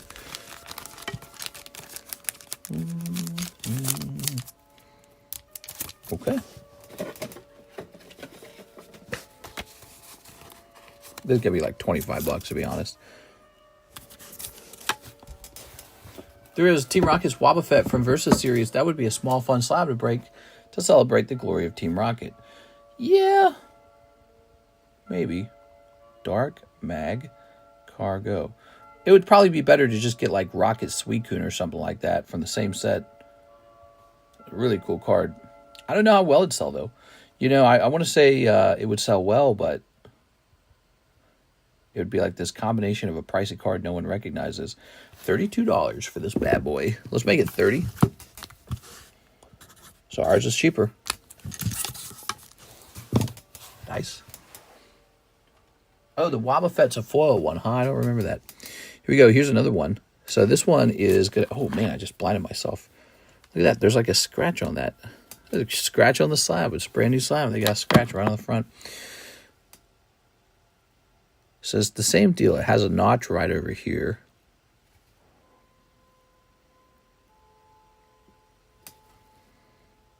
Question is, do I try to regrade it and see what happens with the notch?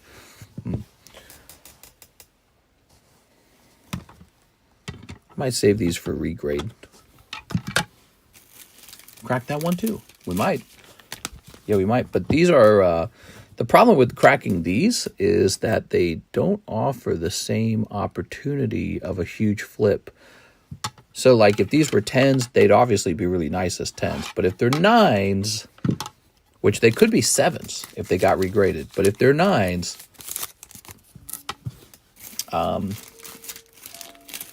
it's not really a big flip, is it? So there's no point. But I don't think I'm going to accept these as 8s. I think I'm going to throw them. Setting for the Mag Cargo. You like the Mag Cargo? He's cool, huh? Here's that Reshiram from Shining Fates. Wow, that was a long time ago. 2021. 2021. Karen's Umbreon. Dude, everyone I know keeps asking me about Karen's Umbreon all of a sudden. Did somebody make a video about Karen's Umbreon? I saw the price for Karen's Umbreon has gone all the way up to like 3.3, so that's pretty good. Makes me wish I hadn't sold any. That's my biggest mistake, is always that I sold any of my cards. Shining Fates. But luckily, I think I have like 1 or 2 left. All right, let's see. Okay. $38. When I get slabs back, if they're not 10, I throw them away. Yeah? All right. Pretty crazy. 38. Infernape got a 6, huh? Let's take a quick look at Infernape. He's got a big bump up there. What an annoying bump.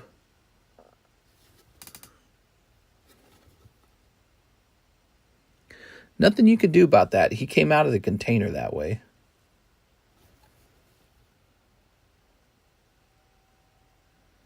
Be interesting if you could fix a bump like that. Wouldn't that be interesting? People just love Umbreon thanks to Moonbreon hype. Yeah, Umbreon's cool, man. That's a nice Infernape, but he's only a 6. All right.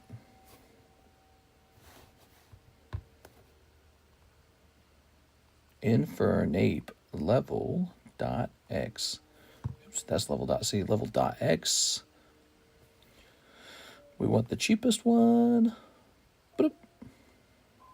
What's cool about this guy is he is actually a... Oh, here it is. Okay. Wow, very affordable.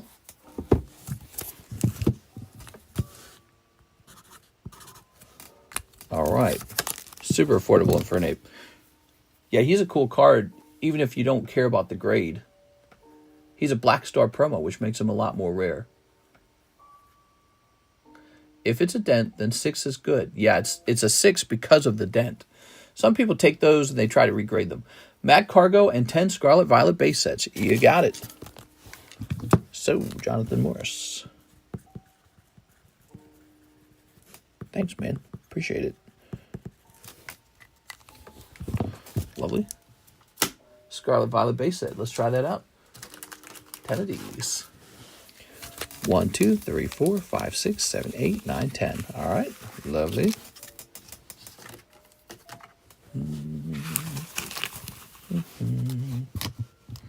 Ready? Whoa, we went up to 125 viewers as the night got later. That's so interesting. All right. How's it going, guys? Who's joining the stream super late? Snipping that. Snipping these. And snipping this.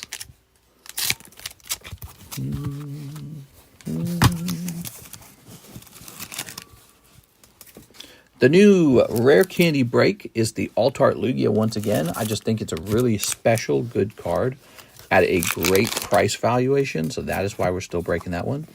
Because, you know, we could do a different card, but the other cards cost so much. I think that the Lugia Alt-Art from Sword and Shield is such an extremely solid break. Your stream is part of my routine now. Nice. Really appreciate that. Here's the basic energy. What's a rare candy break? The rare candy break is basically just a larger break. That's all it is. It's a break with more spots in it. Typically because the card in the break is more rare. More rare, more expensive. Would it be possible to get a waifu channel for slabs? Or is there one and I don't have the role in Discord? No, there's currently no waifu channel in Discord. But that's an interesting thought. Here's the problem with making a waifu channel. I don't really have that many waifus for sale. They all just go in the waifu shuffle anyways. That magic carpet looks nice. Spot up. So you got Wiglet. Wiglet. Okay, we've got Silicobra. Drifblim. Flint and Steel. Here's Klefki. Ooh. Wow. Technically, your round was supposed to be pretty impressive. You got an AR and 2 SRs. But one of them was an energy card. All right, what have we done with you, Mr. Jonathan? You're over here now, aren't you? Yes.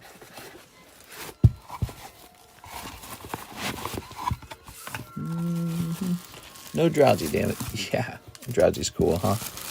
All right, popping this in here. Popping this in here. Good.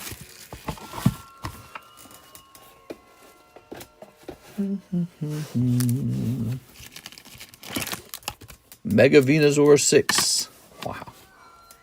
6. Okay.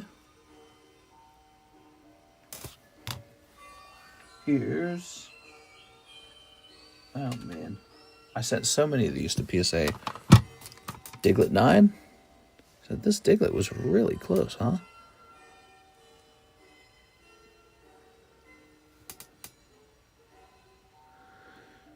Man, that's rough, dude.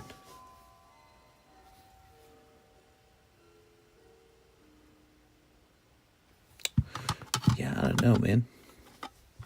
Ooh.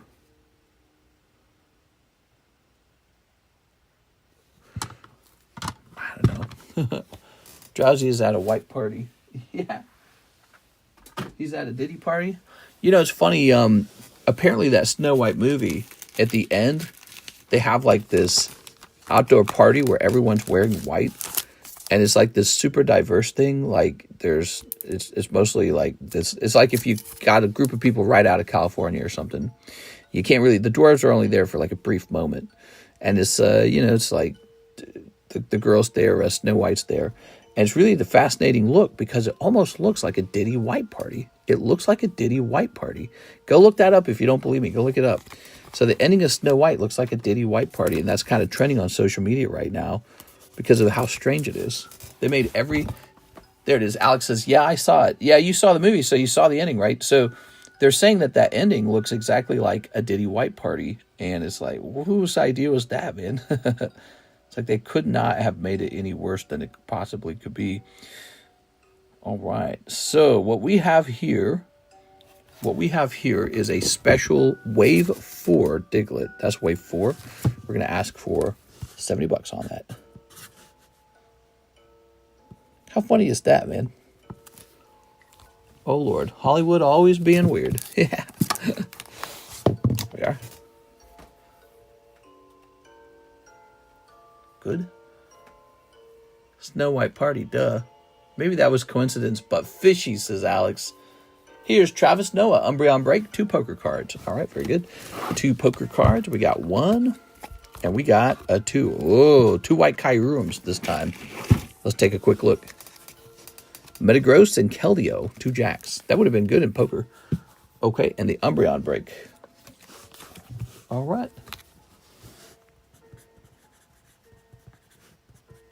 Thank you. Okay, lovely. Let's see. Good.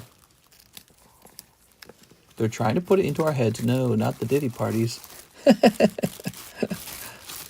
Not the Diddy parties. Yeah, they had a little Diddy party right at the end. What do you think of that? Umbreon Break. Umbreon Break. Now, what are you talking about, the Umbreon Break?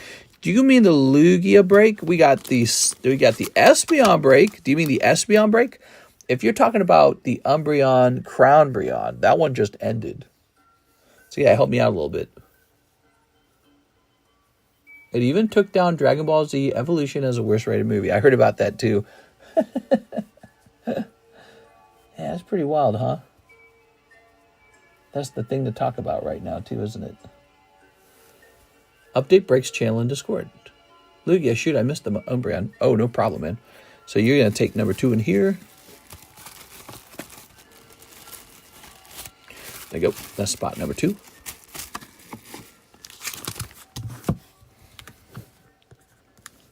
There it is. All right. 2 out of 27 completed. Now, that break will take a while, but that's a really good break. Let's see. Okay, I'll leave this alone for a moment. Wait, did we actually breaks history? Oh, there was no breaks history. We didn't do a breaks history for the Crown Breon. Hold on, we gotta do that. I'm gonna grab this link.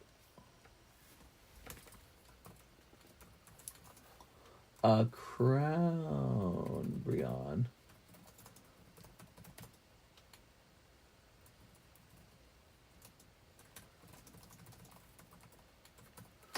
All right, I don't know the exact time, so I just said earlier in the stream.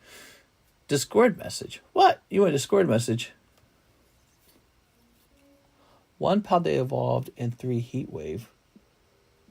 For that card, the Marvel Girl card, we are.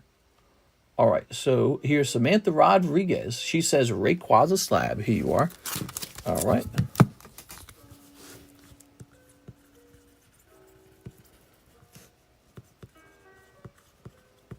There we go. You know, I'm not exactly a fan of that card myself. There it is.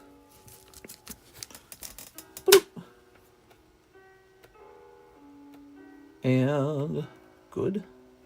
How about those short wait times? We got really short wait times right now. We were all caught up with the orders. There's no orders in the queue. So if you place an order now, you don't have to wait. That's convenient. Here's Type Null. So we got all these beautiful slabs to price up in the meantime. Tammy ain't here. Tammy might be on vacation. Okay. So this card gets a 10. Take a look at this card, guys.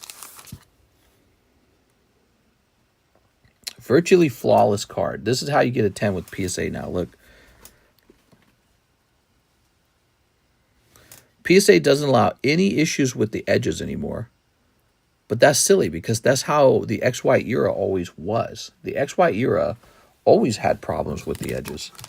It just, you never really ran into it any other way. I mean, there's probably exceptions to that rule, but I'm saying that a lot of the XY era was just like that. And now they're saying, nah, we don't accept that. Should I get 1 box of Korean Tera Festival? It's not, are you asking if it's a good value? That's very popular right now.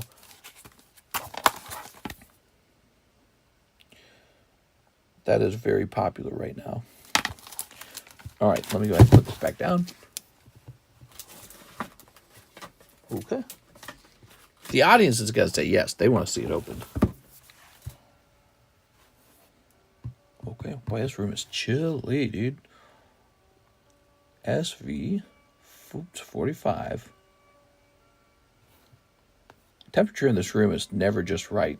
This room doesn't get heated or cooled correctly. It never does. It's always too cold or too hot in here. So this card is an impressive $29. Wow.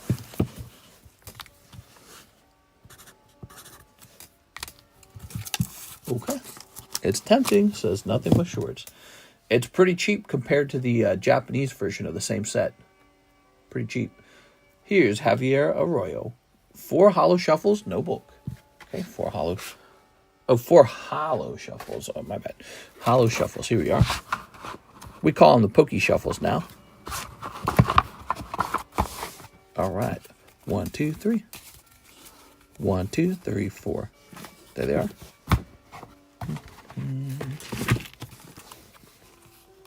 Haha, Zapdos.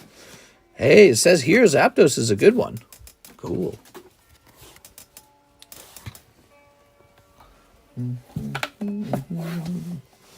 I'm building a house in Minecraft.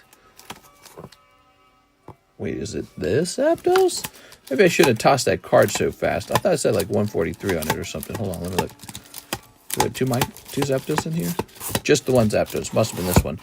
All right, nice, dude. Good Zapdos.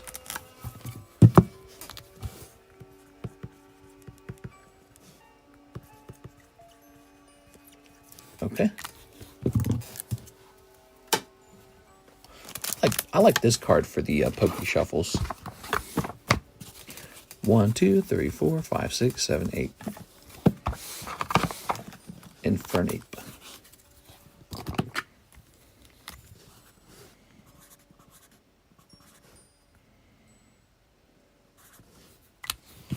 Okay. Do do do do do do do do do do. Scooby Buzz, Scooby Buzz, Scoobity Buzz.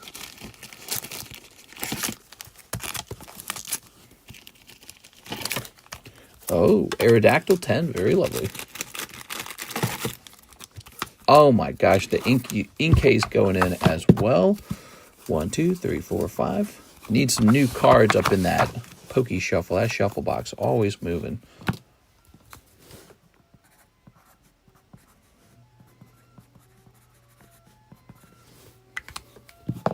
All right. Nice. Great card. We got back here. Seviper, Hidden Fates Seviper. Can't believe I was holding back on Hidden Fates Seviper.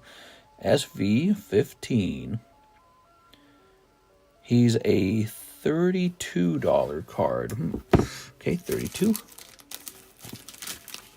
Seviper's cool, man. I like that he's kind of a dangerous looking Pokemon, but I also feel like he's kind of one of those forgettable Pokemon. Like, you almost don't remember Sevipers in the roster.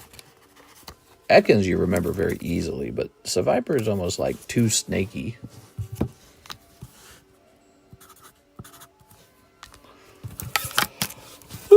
All right, little yawn for you there. My new sleep schedule is that I go to sleep right after the stream, so this is the very, very end of my day for me. So Javier says 2 Korean Tera Festival and 2 Azure Lanes. Cool, cool, cool. All right, let's get those Azure Lanes. Where are the Azure Lanes? Just like right here where they go. I had some Azure Lanes right here. Oh, there they are. Haha.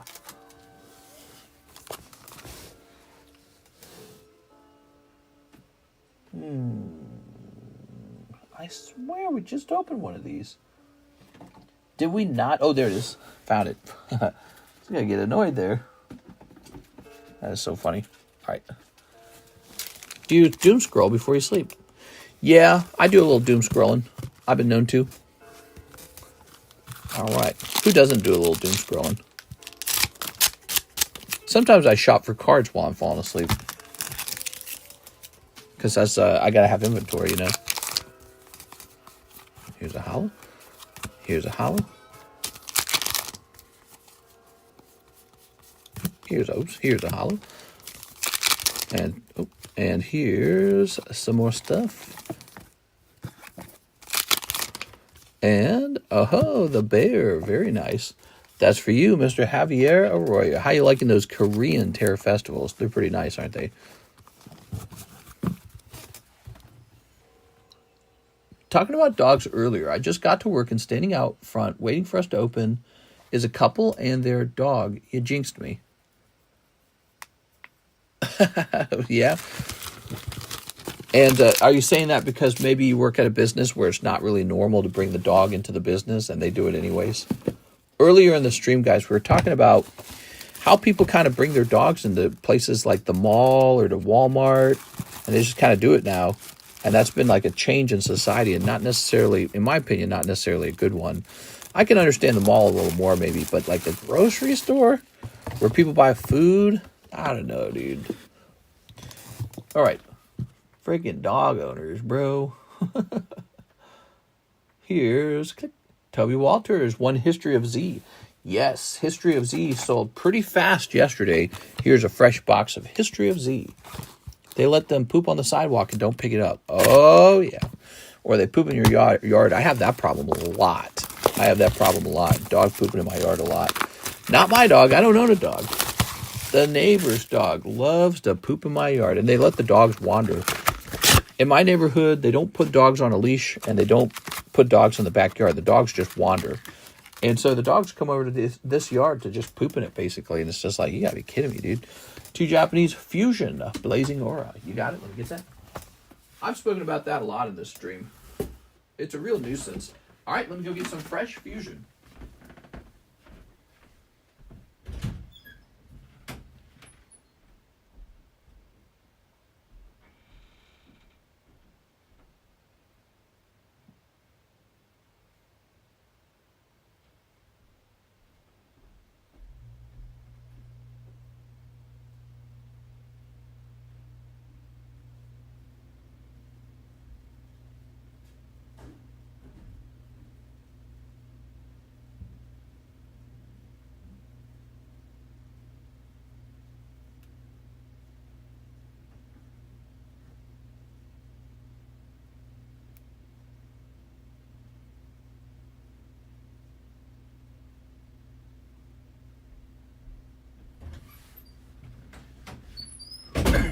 All right.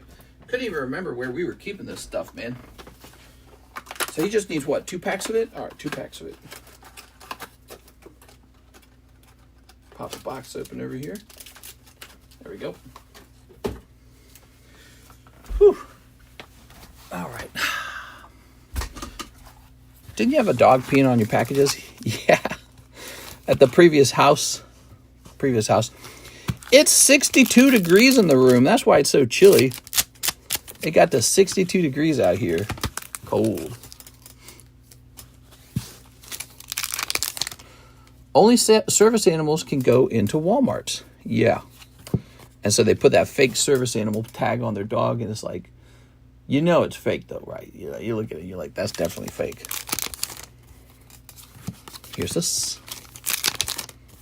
All right, and here's this. Very nice. Nothing too crazy, Mr. Toby. Appreciate the order, man. Toby, if you like some cheap Dragon Ball, I got these 2 packs right here. They're the last 2 packs of Critical Blow for $3 a piece. Toby Walters. Thank you, Toby.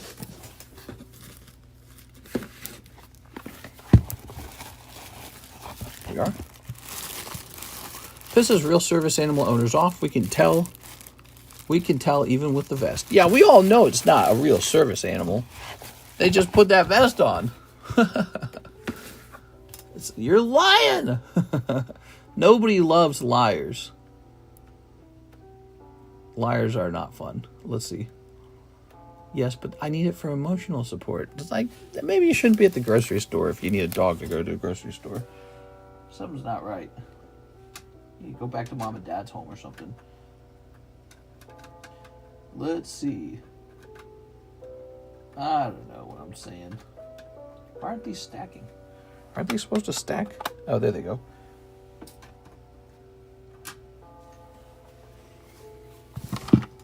That's pretty severe if it was true, but it's not true, is it? You definitely could go shopping without a dog. You just don't want to. Ooh, there's a couple 10s. Emotional support is not what service animals do. So they say that you're got them. You're got them. Who's got them? You better not got them. Ooh, this might be pricey. Unified Minds Blues Tactics. That could be pricey. You never know, though. It's a Waifu card. I have autocorrect. They come in with no vest, just the leash. Not anymore. I'm a manager at Walmart, and as of 2 years ago, it's discrimination. LMAO. Wow. Crazy. Yeah, I think that with Walmart won't change that rule until enough people say, I'm not shopping here because you guys allow dogs. And so that's what's going on. Walmart's just playing it by ear, I'm sure. There it is.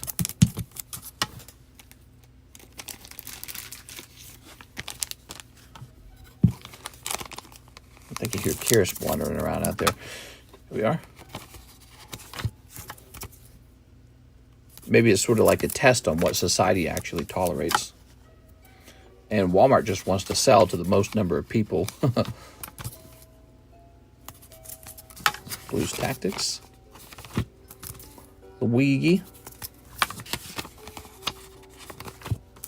Yep, is insane. And Squirtle. Back in the day, everyone used to wear a suit and tie when they went out, too. Isn't that funny? We don't do that anymore, either. But a dog in the grocery store, it just doesn't, I don't know, it just doesn't hit right. It doesn't feel right. I like my dog. You like my dog? Yeah. Wow. This is a really expensive card.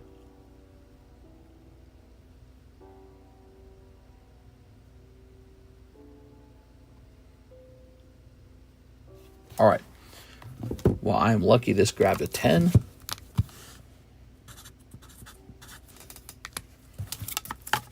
Okay, that's going to help us pay down some of the cost of this freaking PSA return. This is a really interesting one. The Hanafuda Luigi. I've sold so many of these Hanafudas. I always send a Hanafuda out or two. They don't always grade 10. I just happen to have some that grade 10. So interesting. There's no Luigi left for sale. Is there a last sold price?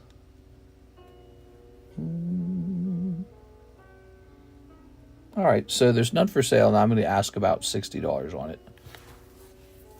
Clip-on ties for the win. Clip-on ties. Blues Tactics. I told my district manager when they came in and had the meeting telling us we could not kick them out, what happens when somebody has an allergic reaction? Well, I'd say the bigger concern is what happens when one day the dog finally bites somebody. You know? Somebody annoys the dog and it gets snappy and it bites somebody. What happens when everyone's bringing their dogs in and two dogs get in a dog fight? Yeah, it's like something's going to eventually happen, and people are going to say, "Hey, this is Walmart's fault. Walmart, why'd you let everyone bring their dogs in?" Oh wow, he's $220. Blues Tactics, Blues Clues. Get that written up. Should start saying $4.25 on them soon because it's almost April now.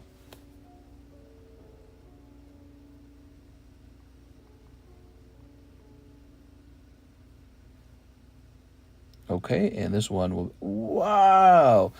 That card is $200. That's crazy. Crazy how just a few cards can go so far. I remember in the Bay Area there were bougie folks walking poodles with the sunglasses on through the mall. There we are, there we are, there we are. Okay. Yeah, that's not the feeling that this lady gave off when she had her pit bull at a Walmart and the dog was like really unhappy to be there. You could tell it was like stressed or excited, one or the other. It wasn't bougie at all. She wasn't bougie. She seemed, to be honest, she was kind of trashy. Javier, 5 Hot Fart Arena. And it did not feel very good. I was like, why is this why is this going on at Walmart? 1, 2, 3, 4, 5. So she was kind of trashy, and she was not taking care of her dog. She was ignoring the dog. The dog was whimpering and did not want to be on that leash. There it goes. I can tell you're stressed or excited, mister. All right, toss this over here. I'm whimpering. Here's a cold one. A cold one. Aha! Not bad. Look at that. Very good snipe. The hub of the lowest common denominator. That's Walmart for you, sadly.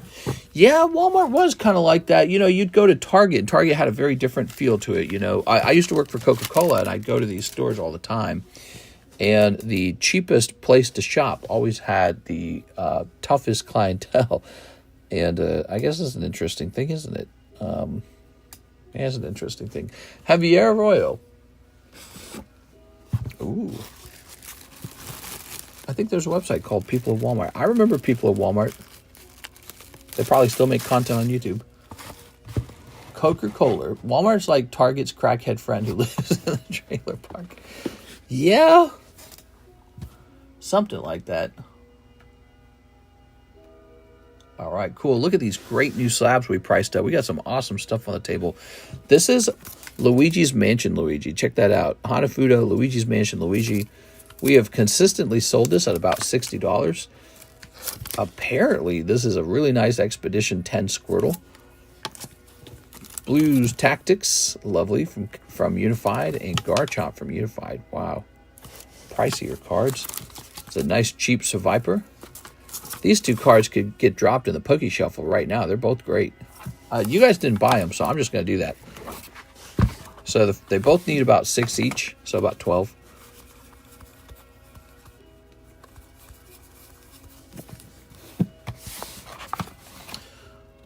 I like Win Dixie. Damn, what a throwback. Here we are. There we go.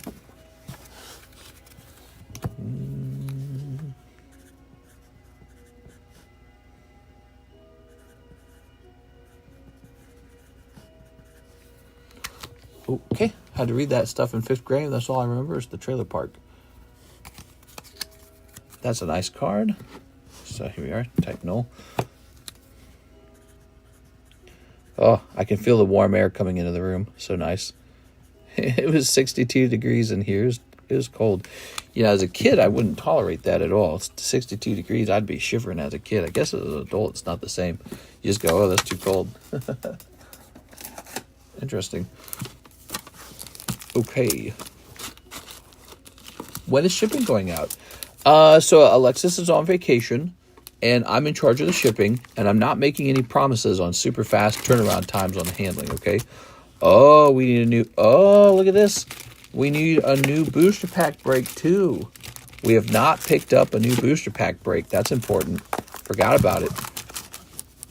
New booster pack break inbound. Quest fulfilled. Lord of the Rings. Light Lantern. I don't have anything really specific in mind for the next break, but maybe just a rocket pack. I'm going to ship my manga slab. Well, you should. Jump into line, okay?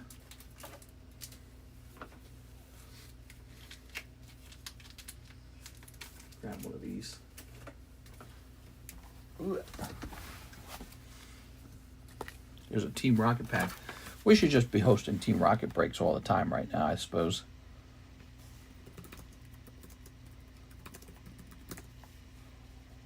Doobie doobie doobie doobie doobie doobie.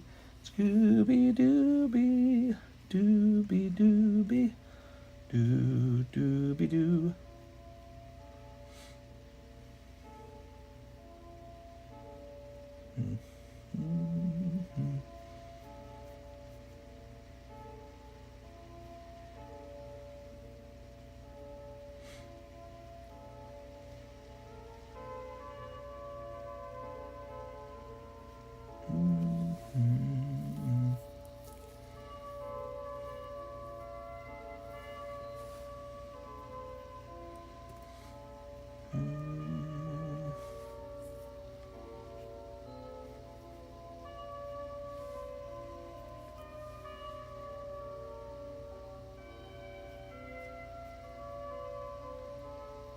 This music is so good.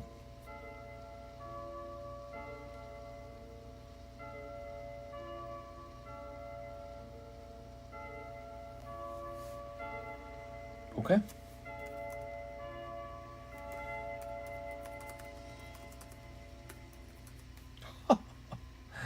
All right, so the price per spot will be $70 now. Well, let's make it $69, I think. I still make money at $69. Yeah, $69 a spot. 69 is such a fun number, so we'll make it that. Wow. Rocket cards going up in price, huh? Any gold stars for sale? That would be pretty cool, wouldn't it, man? Some gold star cards. No. I mean, I've got a gold star Torchic CGC 10. Are you interested in that? But that'll be expensive. That'll be like $15K. That would be a pretty amazing break if we did that, wouldn't it? That'd be a pretty cool break. Maybe we give that card away at 100,000 subs.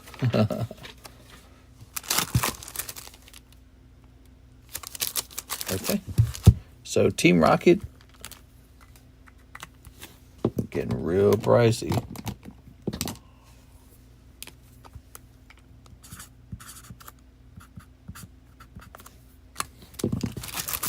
Now that's first edition Rocket, so that's part of the reason why it costs so much. Really desirable to open those. I'd be interested in that Torchic. $15,000 Torchic, you'd be interested in that? Yeah, he's available. I bought him for 15, and I'd be interested in selling him for 15. What's he go for these days? Let me look it up. 10 Torchic gold star.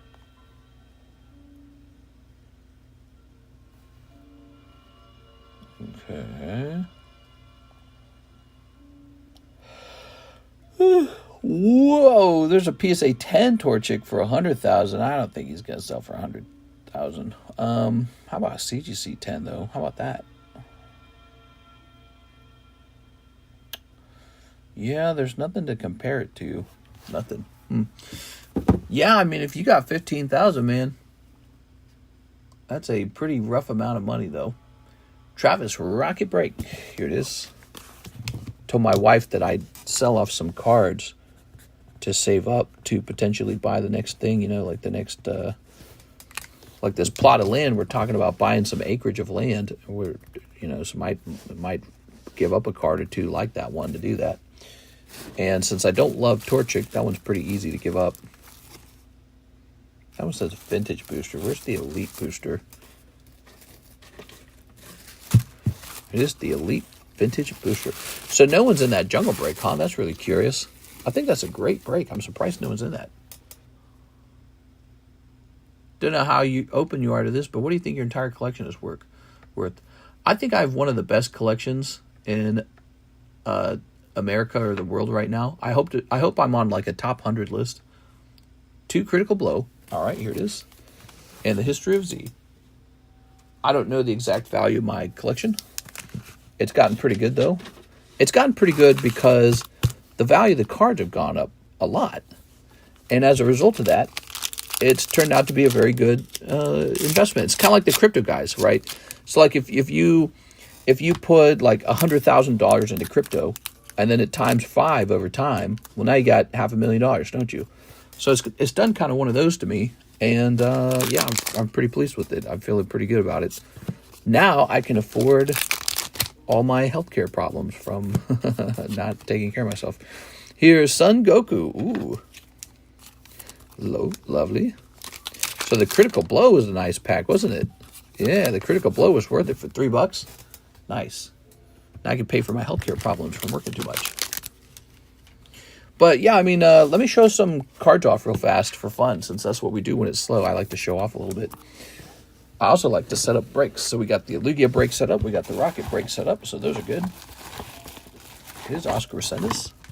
The O box is kind of overflowing right now. We got a couple guys with the O in the name. Cool. I hate the fact that I can feel how bad my body is from not taking care of myself too. It was 2 History of Z. Let's get you 2 of them. My bad. Sorry about that. There it is. The other guy, I think, ordered one, and I think my brain was mimicking that order. Oh, snap. Are we still there? Smacked my camera pretty hard there. That's how we disconnect normally. I guess we didn't disconnect this time, though. So I smacked the camera like that, and that's usually an instant disconnect. All right. Nice fat bag. Oops. I did eat healthy. I don't work out. I smoke. I can start to feel all that. Yeah. I can tell you, every time I hear heart doctors or anyone talk about the worst thing you can do for your body, they say smoking is the worst thing you can do. There we go. So I would probably try and cut back on that. I don't understand the popularity behind it, you know? I guess it's just like an addiction. Like, do you like it when you smoke? Do you like the way it makes you feel? You can't like the way it makes you feel later when you're nervous about it. All right, let me show off some cards real fast.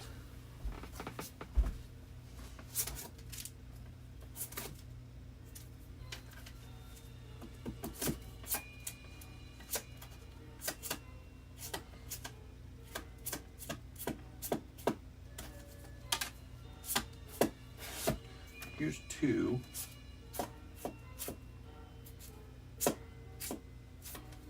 Here's the third one. Here we are. So check these bad boys out. I'm turning 38 on May. It's crazy. Oh, we're actually pretty similar in age. I'm turning 36. So we're like 2 years apart. We are? Yeah, we got to take care of ourselves, man. Look at this. All right.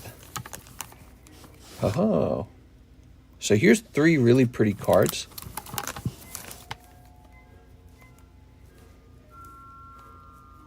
And let's look up their price. Oh my gosh, those are great cards. Yeah. I have to agree with that.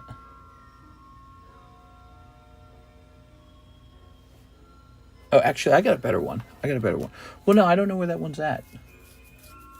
Yeah, I don't know. But let's just play around with this. So the PSA 10 versus Umbreon. People keep asking me about this versus Umbreon. I don't know why.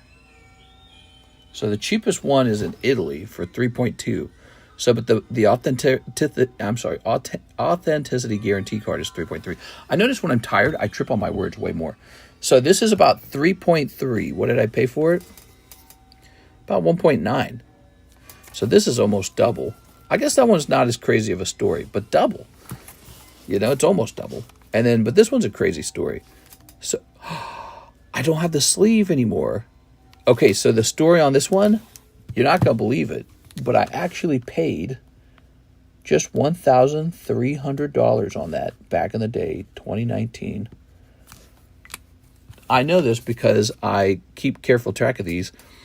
I paid $1,300 on this card. What's fun about it is I actually bought it from an international seller, so it was a little cheaper at that time.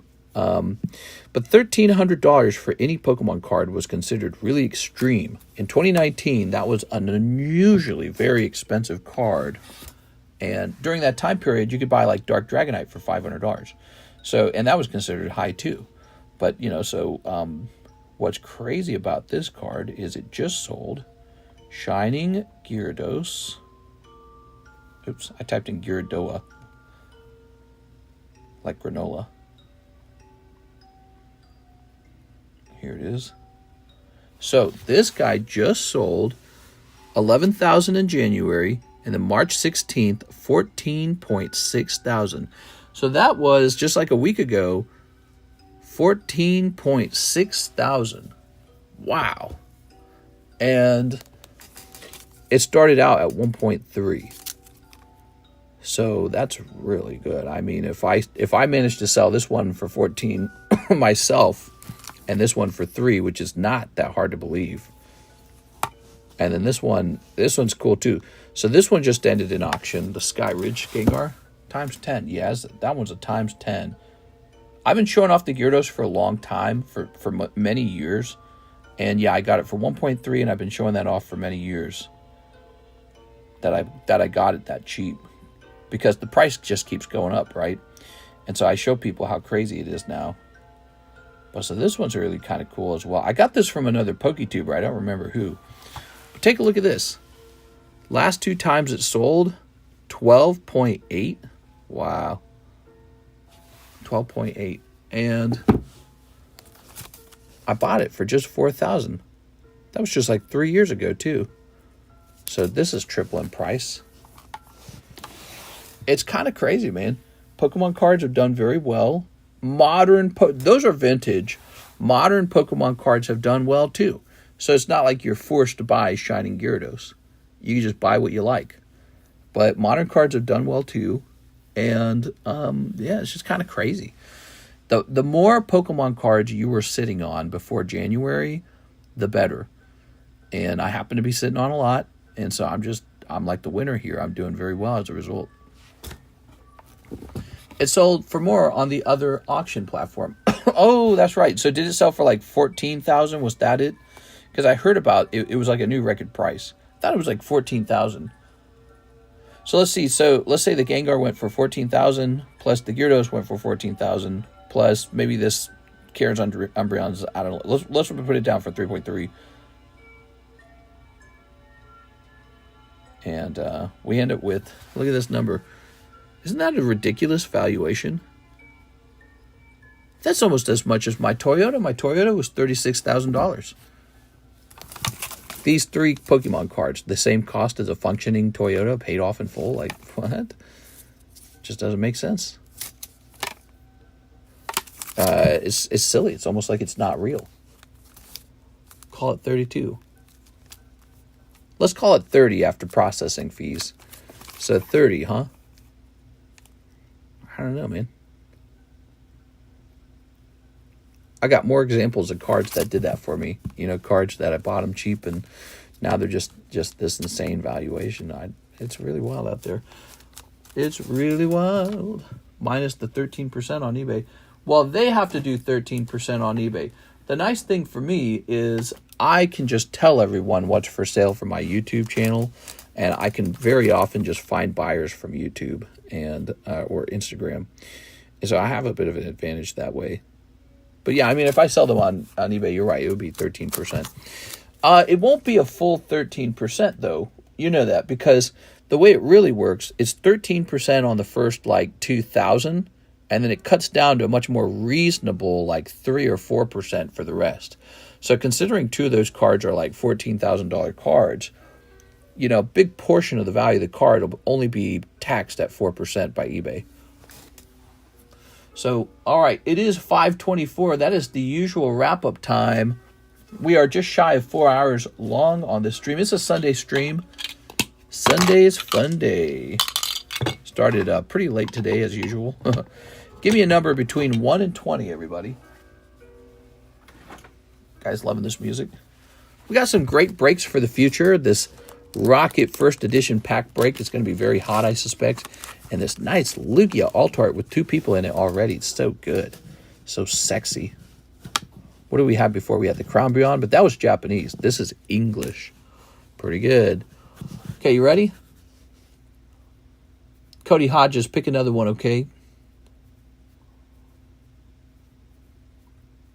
Get your likes in. Oh, I didn't know that, says Javier. Cody, on my screen, you come after Javier, so you'll want to pick a different one. Because you guys have the same one. Same with you, Acid. Oh, okay, Acid already chose a new one. Good. All right, here goes. Landing on 2. No one had 2 yet, right? Okay. Landing on 5. Hobo Cage Fighter, you got it. All right, it's all yours.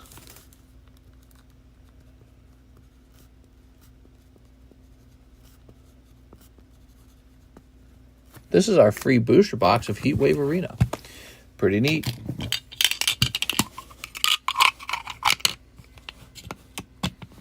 Ta-da. Do you like getting a free booster box? That's pretty sweet. You got a chance for it anyways. A 1 in 20 chance. We're filling that up. When it's all full, we'll roll the dice, and one of those guys just gets a whole box for $150, and it's free. All right, guys, I had a lot of fun streaming tonight. Just a simple stream. Nothing too crazy happened tonight. and we'll be back on for the Monday daytime stream. I'll see you there. Have a nice night, everybody. Happy Sunday, and good luck with Monday. No, not Monday. See you later, everybody.